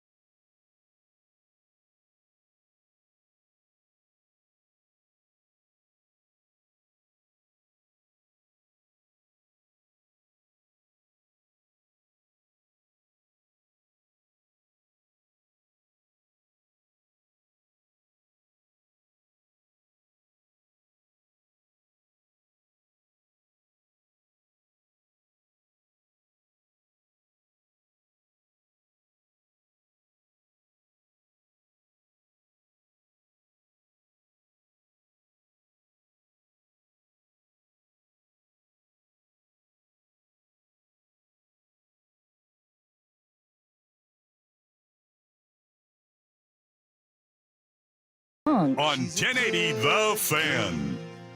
All right, well, Sprague the Line coming up at 8:30. Get your fake sponsors in, 503-864-6326. We're hanging out with you on a game day. We don't often get to do this, an actual show on the day of a game. I feel like they used to alternate this game. Sometimes it was on Friday, sometimes it was on Saturday. It used to alternate with the Apple Cup.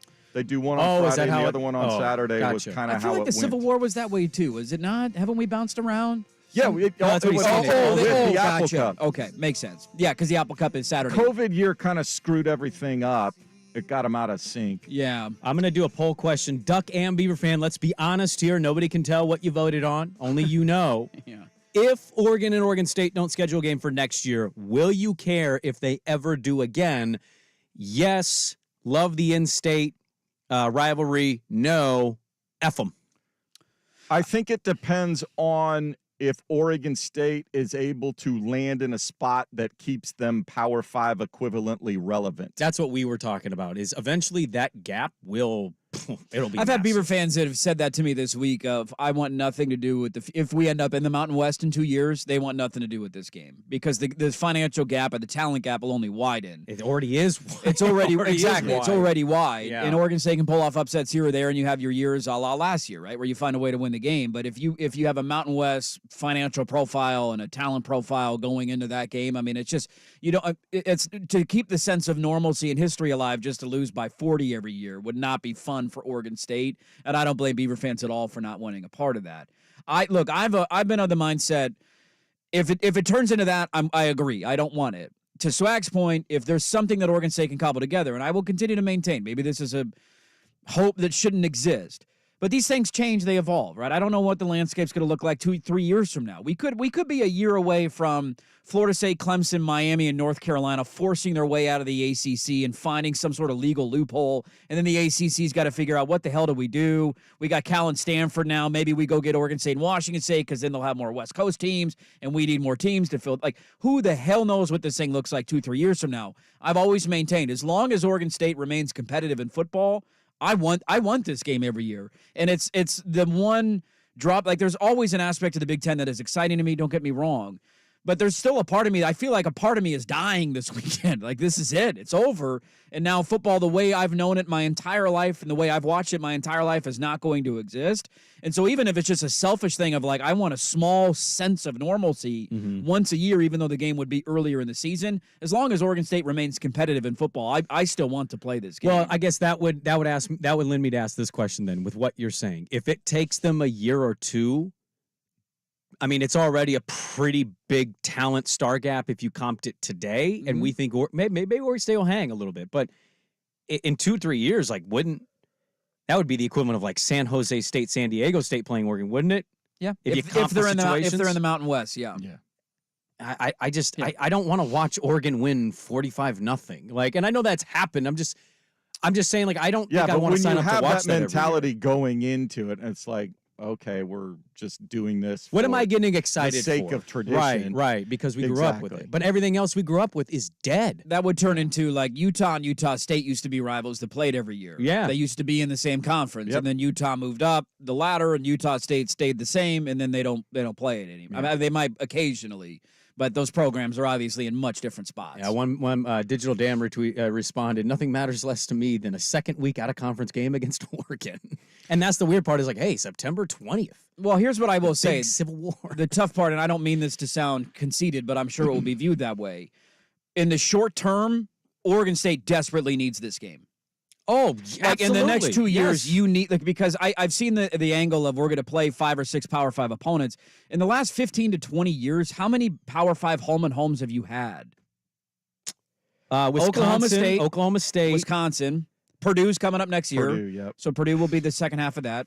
I mean, I'm sure there's some others we're blanking on right now, top of our minds, but those are the ones that you've gone places. You've gone to Penn State. You've gone to LSU. You've gone to Ohio State. You played those games. The best team you've gotten to come back to Corvallis was Wisconsin? Probably. That was a big deal when they came here, because they had, I think, Monty Ball. And yeah, it was a big upset. It was the start of a good year for Oregon State. 10-6 game. I'll never forget how bored I was. I'm like, God, this game is defensive slugfest. Welcome to Big Ten football. But to the point, though, like, we're already nearing the area of the calendar where you're starting to put out season tickets for next year, and you want people to buy those. And you probably want them spending more. You need some money. You want money on that stadium. Gotta, foot the bill on the financing of that stadium. So if you get Oregon, my larger point is, if you get Oregon to sign off, I know there's that sentiment out there that Beaver fan doesn't want to play the game, and I get it, man. I understand where you're coming from. I'm just looking at it from a business sense. That would be the biggest home game on your schedule next year, likely. Oregon is going to be its most willing to do it right now because they know what's happening. Yeah.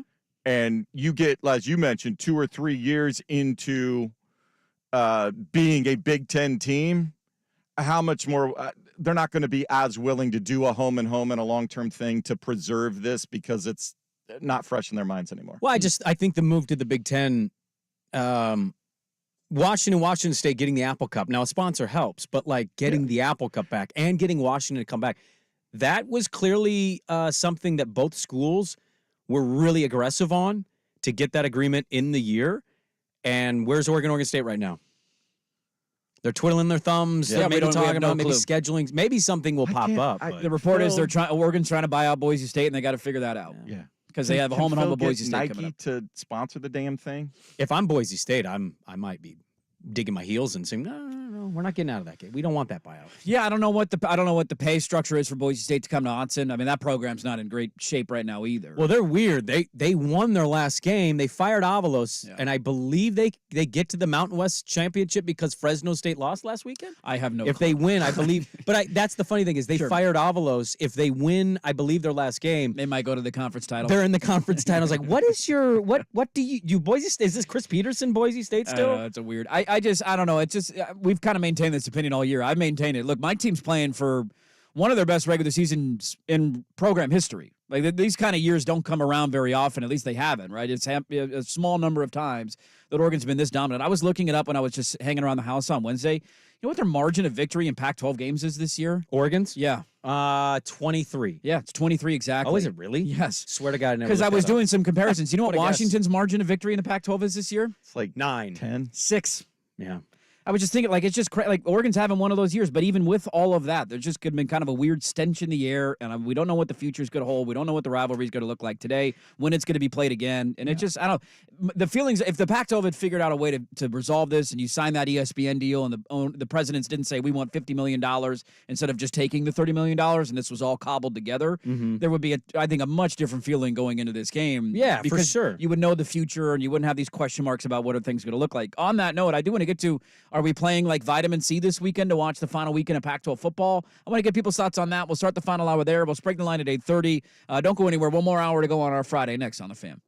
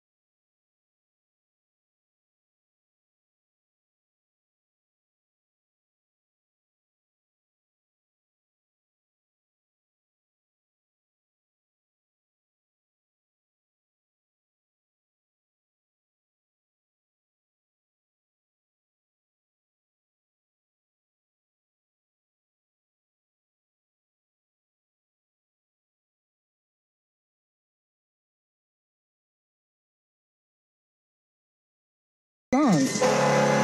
FXX KWJJ HD2 Portland. An Odyssey station. Now, from the Spirit Mountain Casino Sports Desk, a Sports Center update on 1080 The Fan. Brought to you by Stanford's. The classic American Steakhouse has exactly what you've been craving. Visit them in Clackamas, Tanasbourne, or online at stanfords.com. First on The Fan. It's the final time as conference opponents that the Ducks and Beavers will square off on the gridiron. An Oregon win sends them to the Pac-12 championship game. Kickoff 5:30 this evening right here on The Fan. Live pregame coverage from Eugene begins at 1 o'clock. Ducks holding as 13.5-point favorites at the Spirit Mountain Casino Sportsbook. The NFL offering up its first ever Black Friday game this afternoon. Jets and Dolphins will do battle at MetLife Stadium. Kickoff at noon on Prime Video. Miami, 9.5-point favorites. College hoops for you today as well. First up at noon, Oregon State at the Barclays Center in Brooklyn, wrapping up play in the NIT season tip-off event. They get the Pittsburgh Panthers. Pitt, a 9.5-point favorite.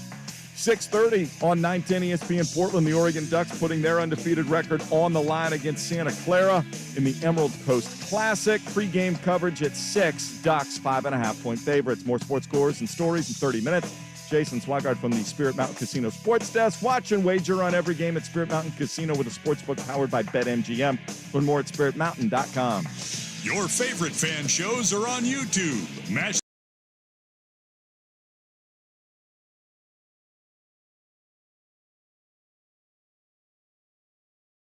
You're getting ready for a football feast. I like bacon and football. They've got really good meat. They got great meat. Just get all fat and sassy. This is a Rivalry Week edition of Dirt and Sprague. Brought to you by PG Long, your Northwest flooring experts. Online at pglongllc.com. Rivalry Week with Dirt and Sprague on the Odyssey app and 1080. Deep down, I'm fat. The Fan.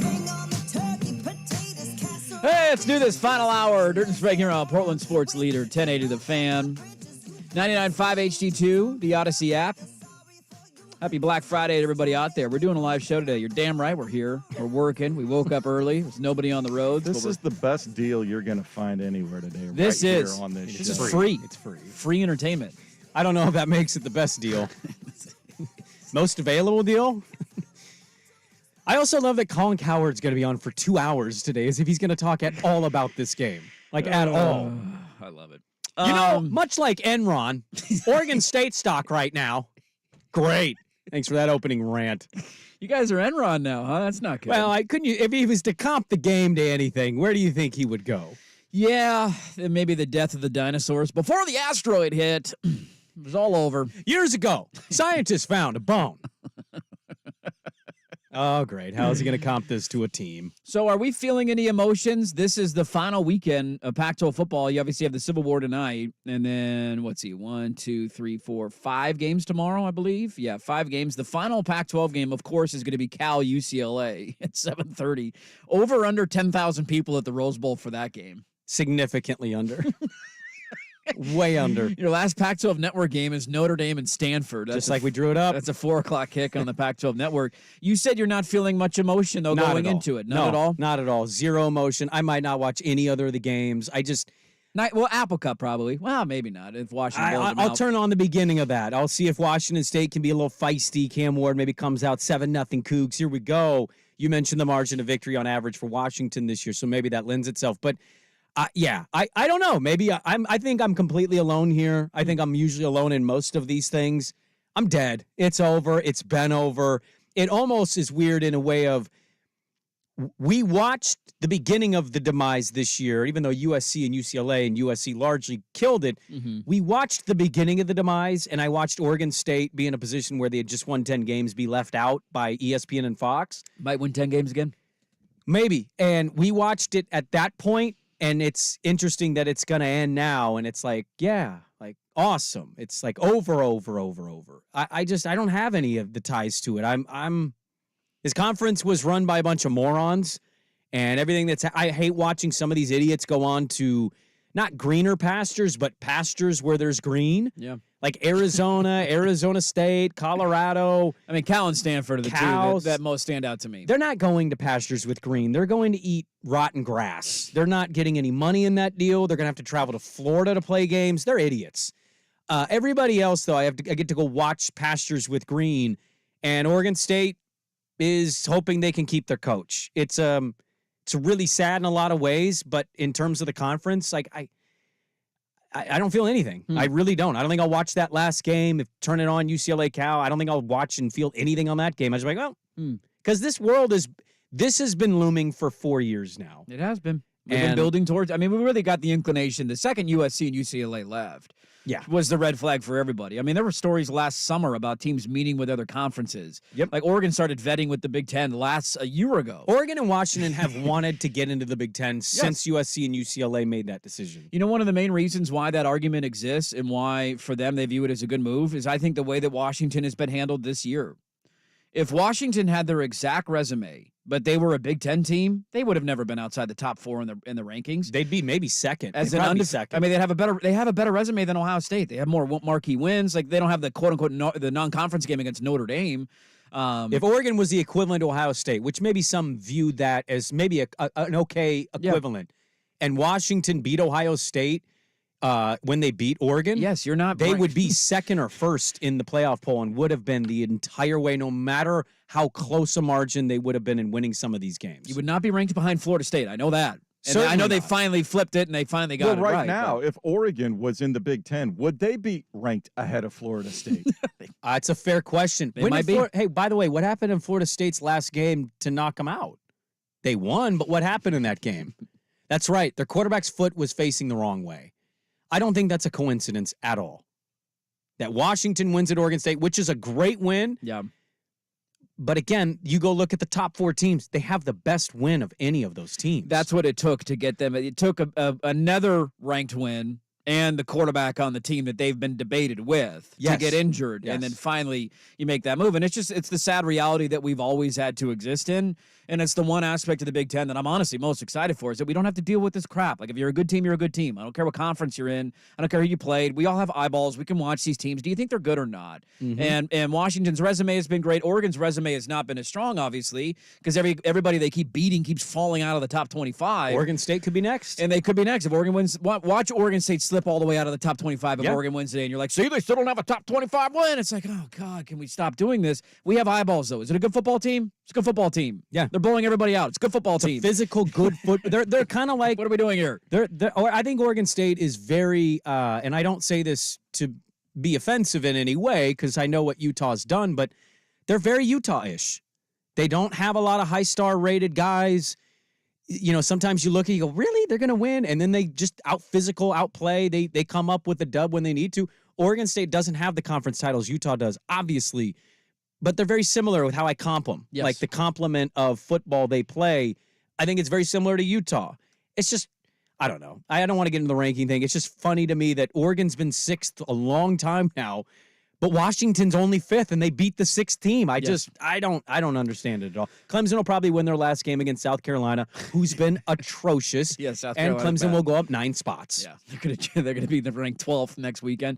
Do you have any nostalgia for the Pac-12, Swigard? You've watched it longer than us. I don't mean that as an old joke, but you've been around. Yeah. You've seen different iterations. I mean, I just know Pac-10, Pac-12. You know the toilet bowl, dude. I don't. Yeah. Yes. You know the I toilet know the bowl. toilet bowl. I vaguely remember going from the Pac-8 to the Pac-10 when they added the Arizona schools. What year was that? 70s? It was late 70s, Late 78, 70s. 79. I wouldn't admit that publicly out loud again if I were you.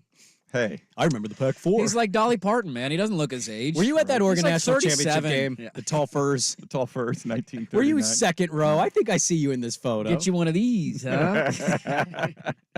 He's Pharrell. He's a vampire. No, I don't think I'm. I think I'm similar to where Sprague is, and I'm kind of over that at this point. It's been 2 years. Yeah. USC left. We kind of knew what I'm was more happening. nostalgic over, is this going to be the last Civil War game? Like, Like, if those two teams don't play anymore, I think they'll play in most of the other sports simply because of the number of basketball and soccer and all those sorts of things, because you want home and homes and you don't want to have big travel extra because you're going to have to travel a ton in your new conference. Well, why is the conference got to die with all the sports? Why not just limit it to football? I've never understood that. I've never understood that either. I don't know why they can't break away and just go do their own thing and let all the other sports stay put and life goes on. But Again, because there's no one single person in charge. Yeah, there's no commissioner. If you had somebody that was in charge, that was an overseer of the sport, they would have the ability to say, this doesn't make any sense. Why is women's swimming going to Rutgers? I don't even know if Oregon has a women's swimming team, but you get the point. Yeah. Like this is stupid. Like Cal having to play a neutral site thing in Dallas because their Olympic sports don't want to travel all the way to the other coast. Like this is the dumbest thing because we've ever done. They're not going to share the wealth, obviously. God, no. We're taking all that money for NIL budgets, for facilities. Football is the front porch of every university. It's the biggest college sport that exists. It's not even close. Everything else pales in comparison. March Madness is the only thing that is even a blip on the radar that compares to college football. Regular season college basketball is largely irrelevant in 98% of the country. Although I have watched more college basketball early this year than I have in a while, and I don't know why. I just I watched a lot of the Maui Invitational, the Atlantis, I watched a little bit of the Arizona Michigan State game. Yeah, I watched that yesterday. A little bit of that. Yeah. But it's just to the point, though, like football, you can travel once a week and you fly across the country. It's you play on a Saturday, you leave on a Thursday or Friday. It's not a very big deal. The other sports, it's never made any sense. But again, there's nobody in control. And so that would have been the proper way to do it. Let's just go to an NFL model in football, have your divisions and your big programs and you play each other and you can, figure it out how you go. But it just, I don't know. I'm curious how everybody else feels because I tend to see where you guys are coming from. I think this is one of those things where you almost look up 2-3 years from now and you're like, God, remember UCLA in Pullman? When it'd be 11 o'clock at night. We were the only ones awake still watching it. I tweeted that was an embarrassing loss for Chip Kelly, and they came back and won 69-68 or something. Like not having that, and I know there's still going to be different iterations. Pac-12 After Dark is dead, dude. It'll be the Big 12 After Dark or the Big 10 After Dark or, cares. God forbid, the ACC After Dark. That was our thing. I know. Everybody else is going to steal our thing, and having Virginia versus Stanford is my 7:30 game on ESPN. I won't watch that game. I'll be honest with you. I don't want anything to do with Stanford should just fold up the football program. But I do think it'll be something. I'm with you. This is the equivalent. Have you seen the A's report where they don't know how long they have to stay in Oakland, but we all know that they're moving. It's been confirmed, but they might have to stay for a couple of years and play there. You remember we had the guy, David Sampson? Yes. I booked it and then I got sick. Yes. He came on the show and he says he didn't think that Vegas would get the A's, and then they got approved, and people were like, "Hey, what do you say now?" And he goes, "I still don't think they're moving." Oh, and they're like, "Really?" Like, well, just because you vote to allow the move doesn't mean there's somewhere to move. Yeah, they have nowhere to go right now. Yeah, Major League Baseball says if you can figure it out, you can go. You got to build a stadium, but they got to figure it out. Yeah. The teachers union in Las Vegas or Nevada or something has filed a lawsuit against the public. Yeah, Clark County. So that's where Las Vegas is. So the Teachers Association has filed a lawsuit over the public financing piece there. So they've got a legal hurdle to work through. Have fun with that. The lease is up in 2024 in Oakland. So if they go and the stadium's not built till 2028, they got to figure out where to play. You have to play in that new AAA ballpark. And so it not only seats 15,000. It's a nice little AAA ballpark, but it only seats 15,000. I mean, that's 3 times the crowd they get in Oakland at least. True. Are you feeling any way? I do feel really weird. Yeah. I mean, it's not that it's a surprise. We've known that it's building for this all season. Obviously, I don't even know how to explain my emotions. It's just weird. This is all I've known. We're all Pac-12 guys.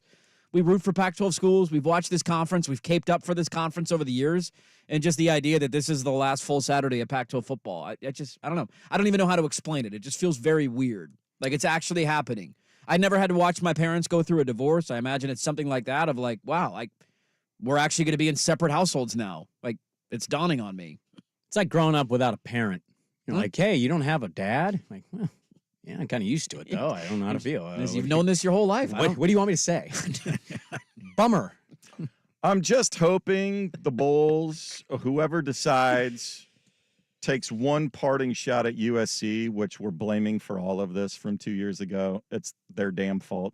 It really is. Oh yeah, they're cowards. They're absolute cowards. I mean, it starts with the presidents for propping up Larry Scott for year after year after year and acting as if nothing was wrong when everybody else was getting better and investing in football, and we didn't care. We had universities that didn't care. Colorado hired Carl Durrell. You hired Deion Sanders 4 years ago and make your program interesting. Yeah, maybe you're not in this situation. Hey, Arizona hired Jed Fish a couple of years sooner. Maybe we're not. Hey, Arizona State, don't hire Herm Edwards.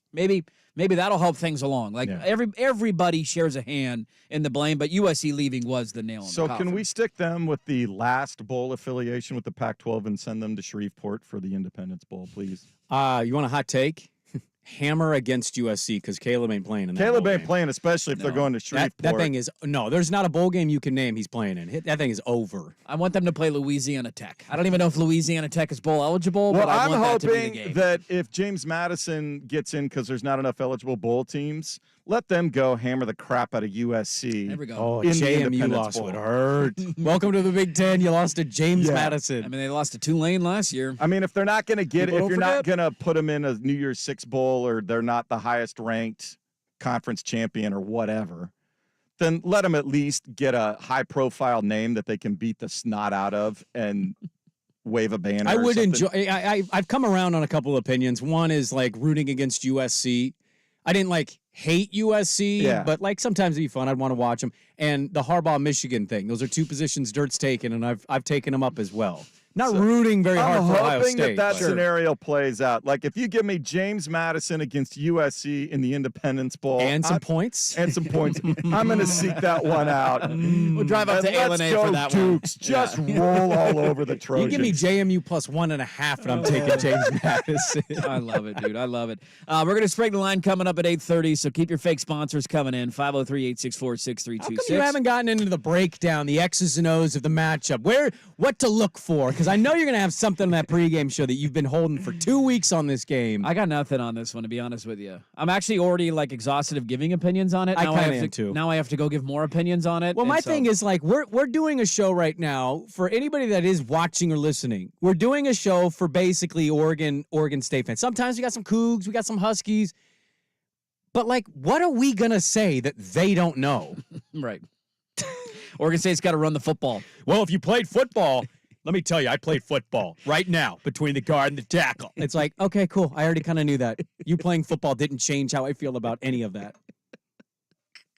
It's like the X's and O's break. There's not one that needed. We know what these two teams are. We know. We've seen them 11 times this year. I know the strengths. I know the weaknesses. What kind of game do we get? Who the hell knows? Do we get funky turnovers? Do we get one team that shows up, one team that doesn't? Does Oregon play tight with everything that's on the line? Do we get kind of a tight, you're dropping balls, committing penalties? It's a cliche day. Throw out the record book. It's a rivalry game. I do want to get to the rest of the weekend slate in college football, and then we'll Sprague the line coming up at 8:30. We're back after this on The Fan. Down goes Danny. No Danny Moran.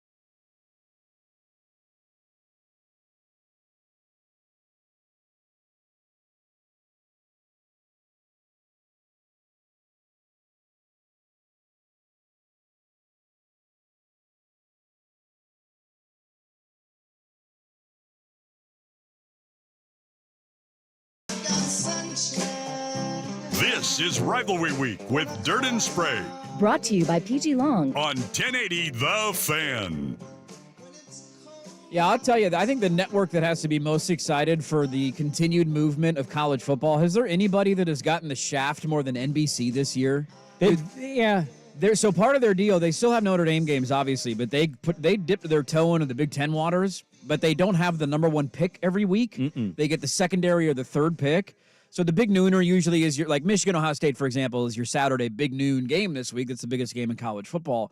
The second game, so they got to pick the next best game in the Big Ten, and according to NBC, it is today's Penn State at Michigan State game. They've had a lot of like Indiana, Maryland on primetime NBC. They got me to subscribe to the Peacock app to watch Washington, Michigan State, and then I turned it off halftime. I haven't watched anything on that Peacock app since. I got to cancel that subscription. Thank you for mentally noting that out loud. The only time it ever comes in handy is the Open Championship, because they always show like the first 5 hours of it on the Peacock, and you can watch it at I'll midnight. watch the replay. I'll watch the replay. At a normal hour the next day. That seems like a rational thing to do. I do, like, it's sample size of social media.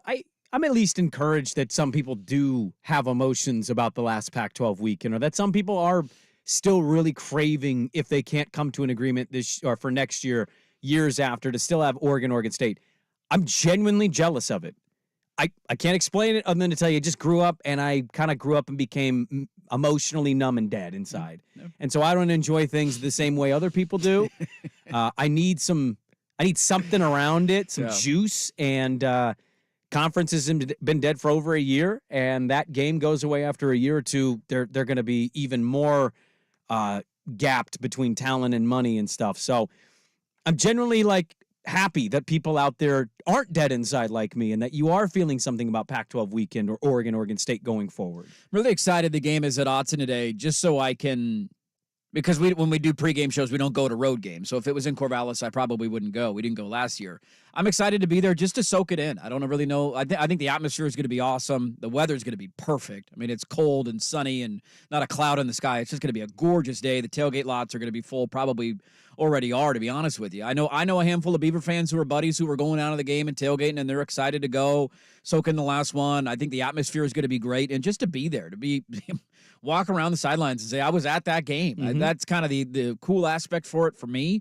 Who knows what the future holds and where we're going from here, but I do think there will be a lot of emotions as that game kind of winds down in the second half, and the dawn is setting on everybody of like, wow, who the hell knows when we're going to see this again? It's going to be weird. Are we expecting chaos in the final weekend of college football?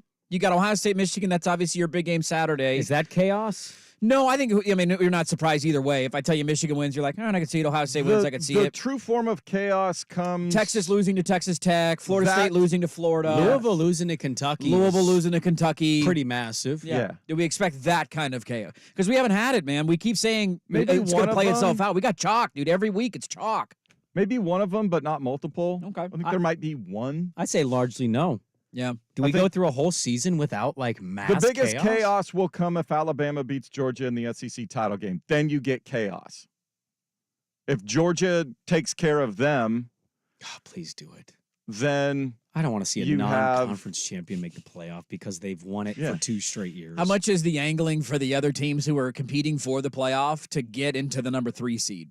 And not be the number 4 seed. I mean, does that matter? I think it does, yeah. Just to say you won a playoff game potentially? Yeah. I'd much rather play. If you had to play Georgia, I'd rather play him in the second game than play him in the first game. Yeah, I mean, look, but how do you... in New Orleans? Yeah, but like, how does TCU feel about that same feeling? Well, at least Although I would argue if Oregon State was ever that TCU season, I'd throw a parade in Corvallis if they got to the title game. Dude, you beat Michigan in a playoff game? You beat Jim Harbaugh? I mean, you technically won a bowl game. That's a bowl game. That so counts. Whatever bowl game that was, I don't remember what it was. Cotton Bowl or whatever. But that was the Fiesta, I want to say, last year. I think it was the Fiesta. in Arizona? Okay, so like you win the Fiesta Bowl. Like, yeah, throw them a parade. Who cares that you lost by 58 points in the title game? Nobody was beating Georgia. No. So just throw a parade and act like second place is basically the national championship. Yeah, we could be in store for some real chaos. I mean, speaking of Alabama, some people are going trendy. Auburn covers the spread pick. That spread is short. Alabama-Auburn is Didn't Auburn just lose to New Mexico State? They got killed at home by New Mexico State. The spread in Alabama-Auburn is shorter than Oregon State. Yee, what's that about? Great question. I don't know, why am I not but springing yeah. on that? I mean, look, it's on the road, so they're in. They're at It would be Jordan Hare. great if War Eagle came up. It And would be took care so of that. funny. Would that that be would hilarious? be hilarious. Where would Alabama fall in the ranking if they lost that game? One spot, 8 to 9. I mean, it's a quality loss. It's an SEC opponent on the road. It's a quality loss. I mean, come on. What's the guy saying I that? gotta punish him. My name's Boo Harrigan. Oh, okay. Thank you for that accent, telling me exactly how you're voting. May or may not reside in Alabama, and I They think they were- should be they a were top 10 simply team in the looking country. ahead to the SEC title game. Yeah, it's inexcusable loss. Auburn won a national title 13 years ago. I'll give you a take. I don't. It's funny because you've been doing this for like 6 straight weeks. Are we getting a chaos this weekend? And we haven't. Every week. You're Keep begging waiting. for it. Yes. I'm actually more bummed now that we're here that like I keep mentally forgetting it's not the expanded playoff. No, somebody's going to be pissed this year. Unless you get chaos, somebody's getting left out, and it might be my team. That's the scary part for me. Like, it's not even a guarantee that if Oregon wins out that they're in. But I just said Louisville, Kentucky, and then I had to I said it, and then I went, wait, it's not the expanded playoff. No. So like, who cares if Louisville loses to Kentucky? Yeah, Louisville's not going to the playoff. No. They lost by 17 to Pitt at home. Well, I don't think they have a chance at it, but No. I don't know. I they was have just the looking worst for loss matchups. of any one. Yeah, even if they win if they could beat Florida State in the ACC title game. They need 'cause a ton of chaos. They need everybody. They need Oregon to lose They're not today. in. Okay, They need stop. I Oregon didn't mean to take no, us here. it's They're not in. it's They're not out. happening. They're out. But yeah, it's great. Like, so people are legitimately, and again, unless like Texas loses today and Alabama loses the SEC title and Florida State loses, and you got to go down the list of dominoes to fall. If it doesn't happen, 1 or 2 teams are going to be on the outside looking in, either as a 1-loss great record or a 1-loss conference champion and not have a chance to go. No matter how you feel about the school, can we agree as a show that the funniest outcome is Ohio State losing to Michigan? Getting housed or a close No, game? who cares? Losing. Just It would be straight pretty up funny. losing with no Harbaugh there. That's a game where I'm kind of Ryan Day wants to do something after this game. You Yes. can hear it and feel it. And if they lose again, that dye job is going to turn gray in real time. It's in Ann Arbor too. I know. So if they win that game, you know he's like yelling at the other sideline. That's what I'm saying. They never signs today, huh, bitch? He's going to go out to midfield and do like one of these, that little like Yeah. telescope. Oh looking God, that things. would be so good. But you Wouldn't that know be he good? wants to do it. Yes, he does. So I think the funniest outcome is actually Michigan beating Ohio State.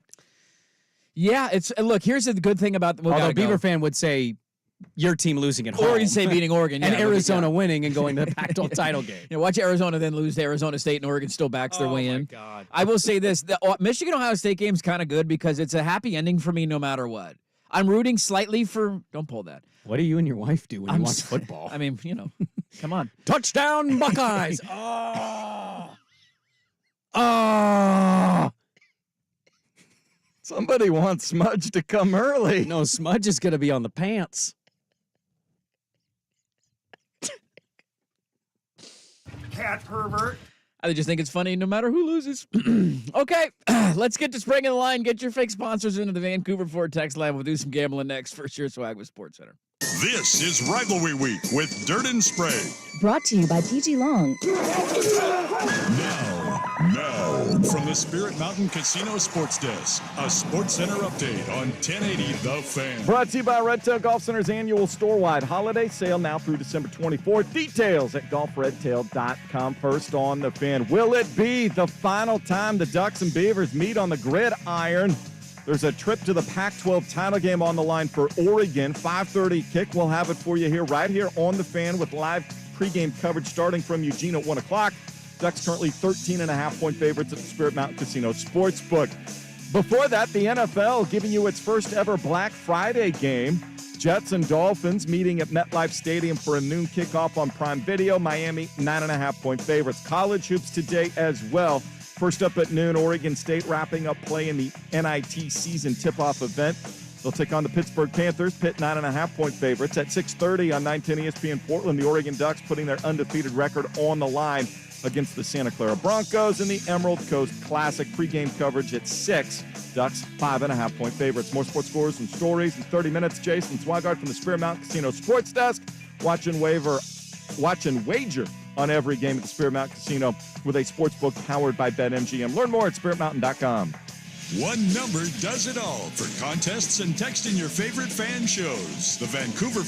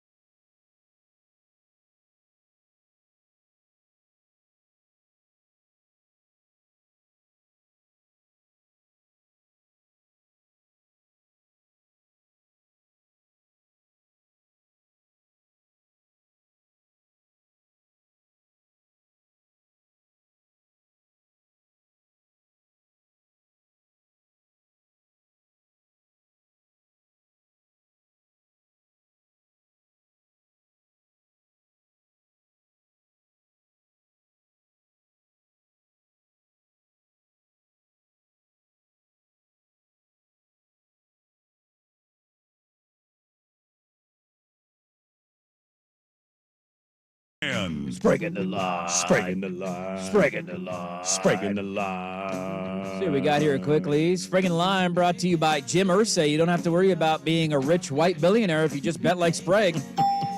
Not gonna get. Did you see he's threatening to sue First Take? Yeah, he got really mad what they were saying. How high was he when he sent those tweets? I don't Learn English. You're a billionaire and you can't type.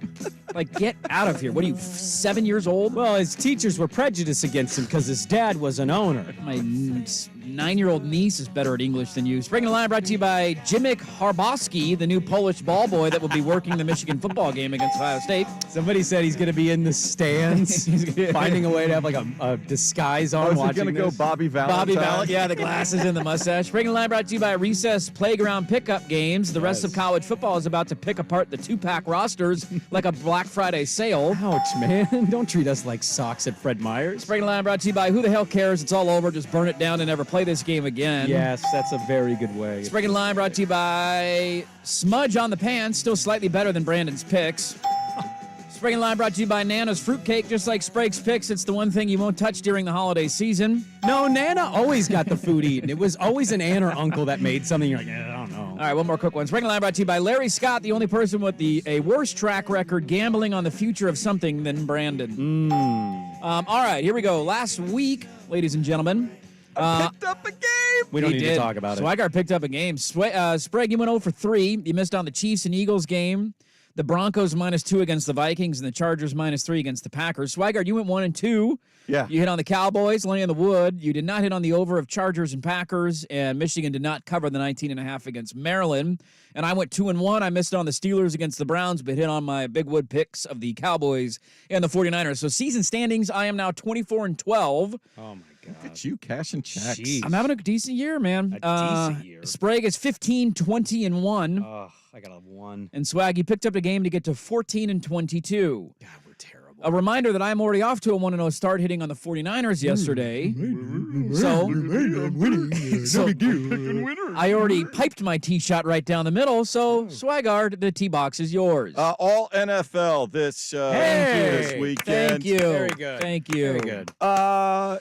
Cleveland can't score with DTR. Yes. They really can't score against a Denver defense that remembered it's a Bronco defense. And finally, Russell Wilson is starting to understand what Sean Payton wants him to do. Broncos laying 1.5. I will be on the Broncos. As a Broncos better last weekend. -1.5 is the line? Yeah. Okay. I wish you good luck because I understand. screw Not on that a team. limb. It's a shaky limb. I thought I was not 3-0 a last strong week. limb. It's ridiculous. All right, Sprague, pick number 1. You don't want to go? I already gave my pick yesterday. Okay. He's already 1-0. I'm 1-0. Hey, Bert, you want to screw my back here? You guys start looking at sizes for caddy smocks yet, or no? Talk to me after this Ain't weekend. about the same outcome as the Civil War later today. Am I getting all the points? No, it's straight up. No! Money line. I didn't agree Be a to man. that. Be a man. I just told you I castrated yesterday. I'm not a man. I don't care. I do research. I lose. I don't try. I lose. I have no position here. Dolphins -9.5. How's Tim Boyle staying within 10 points of this team? Exactly. Dolphins defense has actually played really well. Ramsey's a ball hawk. I think there's going to be a defensive touchdown in this game. Look, the Dolphins are a little clunky offensively. I know the Jets are good. I just think Tim Boyle's going to wear on everybody. Perfect weather in New York. I'll take Dolphins -9.5. Okay, my next pick, I'm going to go to that same game that Swag is on, but I'm going to take a different angle on it. I agree with all the things that you said. Oh, you going under? Broncos can't, I mean, their offense is not good. I know Russell Wilson's numbers are decent, but they struggle to score the football.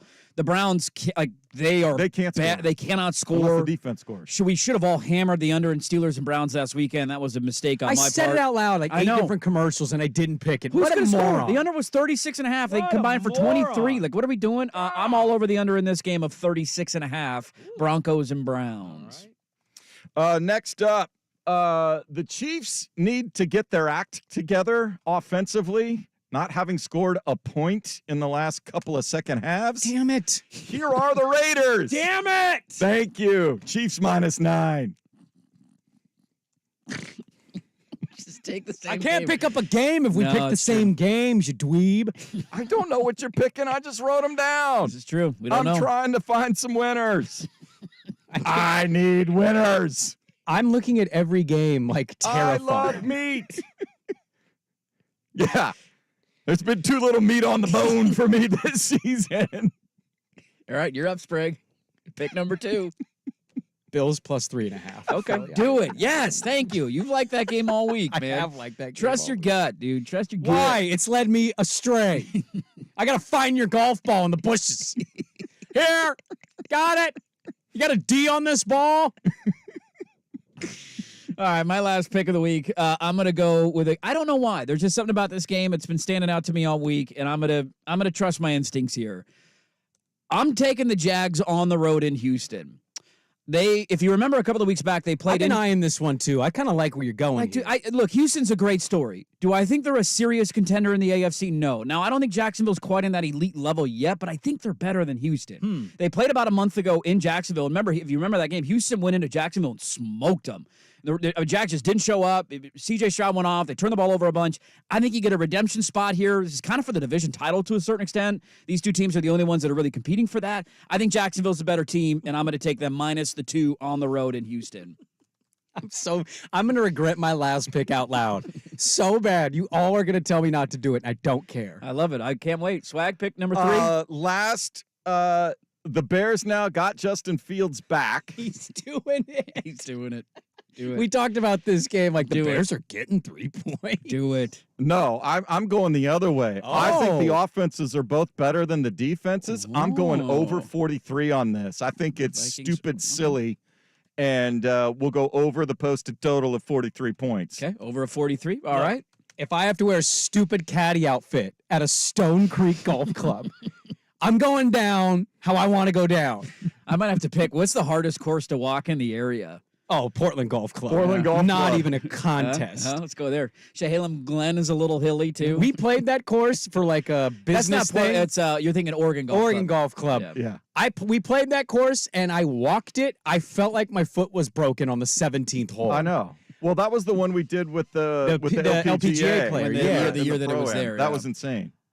I've faded them and it hasn't worked. I've picked them and it hasn't worked. And you know what? If I'm gonna die on this hill, you're going to the Bolts. No. Brandon Staley fired weekend. Baltimore laying 3.5. I love it. I just don't think that defense is gonna give up plays like Detroit did a couple weeks ago. I think that defensive line is nasty. And Khalil Mack cannot chase down Lamar Baltimore Jackson. can be dumb at times and barely win. Come on, man. There's going to be more Ravens fans at that game. Fire Staley, Ravens 3.5. All right, here we go. The picks this week. I am on the hit on the Niners last night. I also like the Broncos and Browns under of 36.5 and the Jags minus 2 in Houston. Swag is on the Broncos minus the 1.5 against the Browns. The Chiefs lay in the wood against the Raiders minus 9 in the Bears Vikings over of 43. And Sprague likes the Dolphins laying in the wood today against the Jets minus 9.5. The Bills plus 3.5 in Philly and the Ravens minus 3.5 on Sunday Night Football. And there you go. Sprague in the line every single Friday. Brought to you by Oat Milk to Wash Down Eating Pie by Stone Sprague after watching the final Civil War. How do you know my dirty little secret? There you go. I mean, all that sugar and drinking healthy milk. What an idiot. Final thoughts on the game. Is this the last time we see it? We got some tweets coming in that I want to read. We'll wrap up the show on a Football Friday next on The Fam.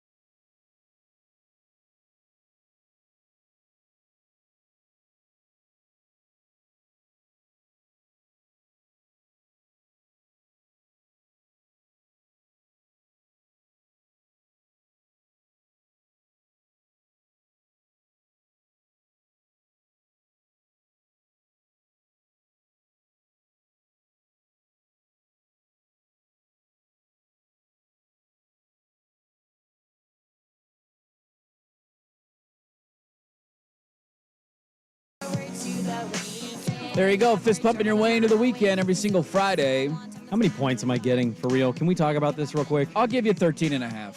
You will give me the line? I'll give you 13. I think it's up to 14 now. I'm not giving you. I'm not giving I'll you take two 13.5. That's fair. Not giving you two. That's fair. That's fair. Restricted Beaver tweeted us. Said, old school Beaver fan here. Kind of numb today. Thinking about all the good times I've had at all the games over the years. It's kind of a closer game of OSU football.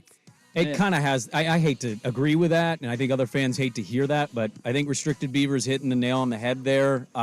Be curious what the emotions are in the stadium and when you guys sit down and you're actually watching it. It's like, this is, I don't know, I'll just be curious to talking about it on Monday. I'm really not trying to project the whole stadium here, but my section, like legitimately in the rows around me, people were screaming at the top of their lungs, maybe the whole game about F the Huskies, Big Ten football, F the Big Ten. Like, it could get ugly today at Autzen. I'm going to be curious if there's any sort of reports of. Well, I'm kind of worried about that. Nefarious behavior. 5:30 games. That's not necessarily late, but it's a Black Friday. Nobody's working today. Everybody's tailgating and drinking all day. When you start at 9 a.m., there's multiple rounds of being drunk, and I do worry about that a little bit. Who is going to be the team in the Big Ten that takes the place of no natty for you, no natty? Like, who is the team in the Big Ten that would do that? To Oregon. It'll probably be a random team that pretends to claim national championship. Like Minnesota randomly claims national championships. Wisconsin, I could see being that team. Yeah, you said Wisconsin fans are kind of. I hated Wisconsin fans. Yeah. At the Rose Bowl, I couldn't stand them. Yeah, I think they're full of themselves for no reason. But you got good running backs. Congratulations. You have a lot of milk, and your offensive linemen are big. Win a game that matters. Yeah, Russell Wilson's not yours. Yeah, I have a lot of friends that are Oregon State fans, but like I also kind of feel that way about Oregon State fans.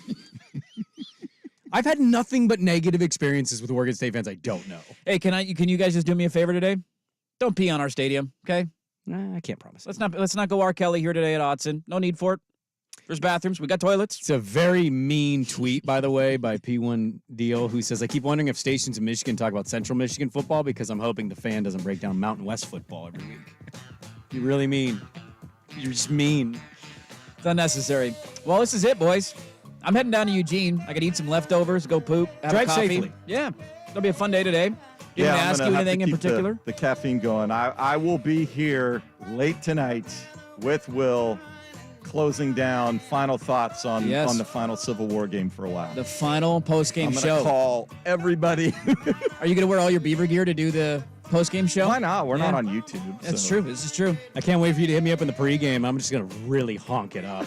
You want to ask you anything in particular? I already know all your thoughts on the game. That's like one of those weird, like, so Sprague, what do you think about the game? It's not like we haven't talked about it all week.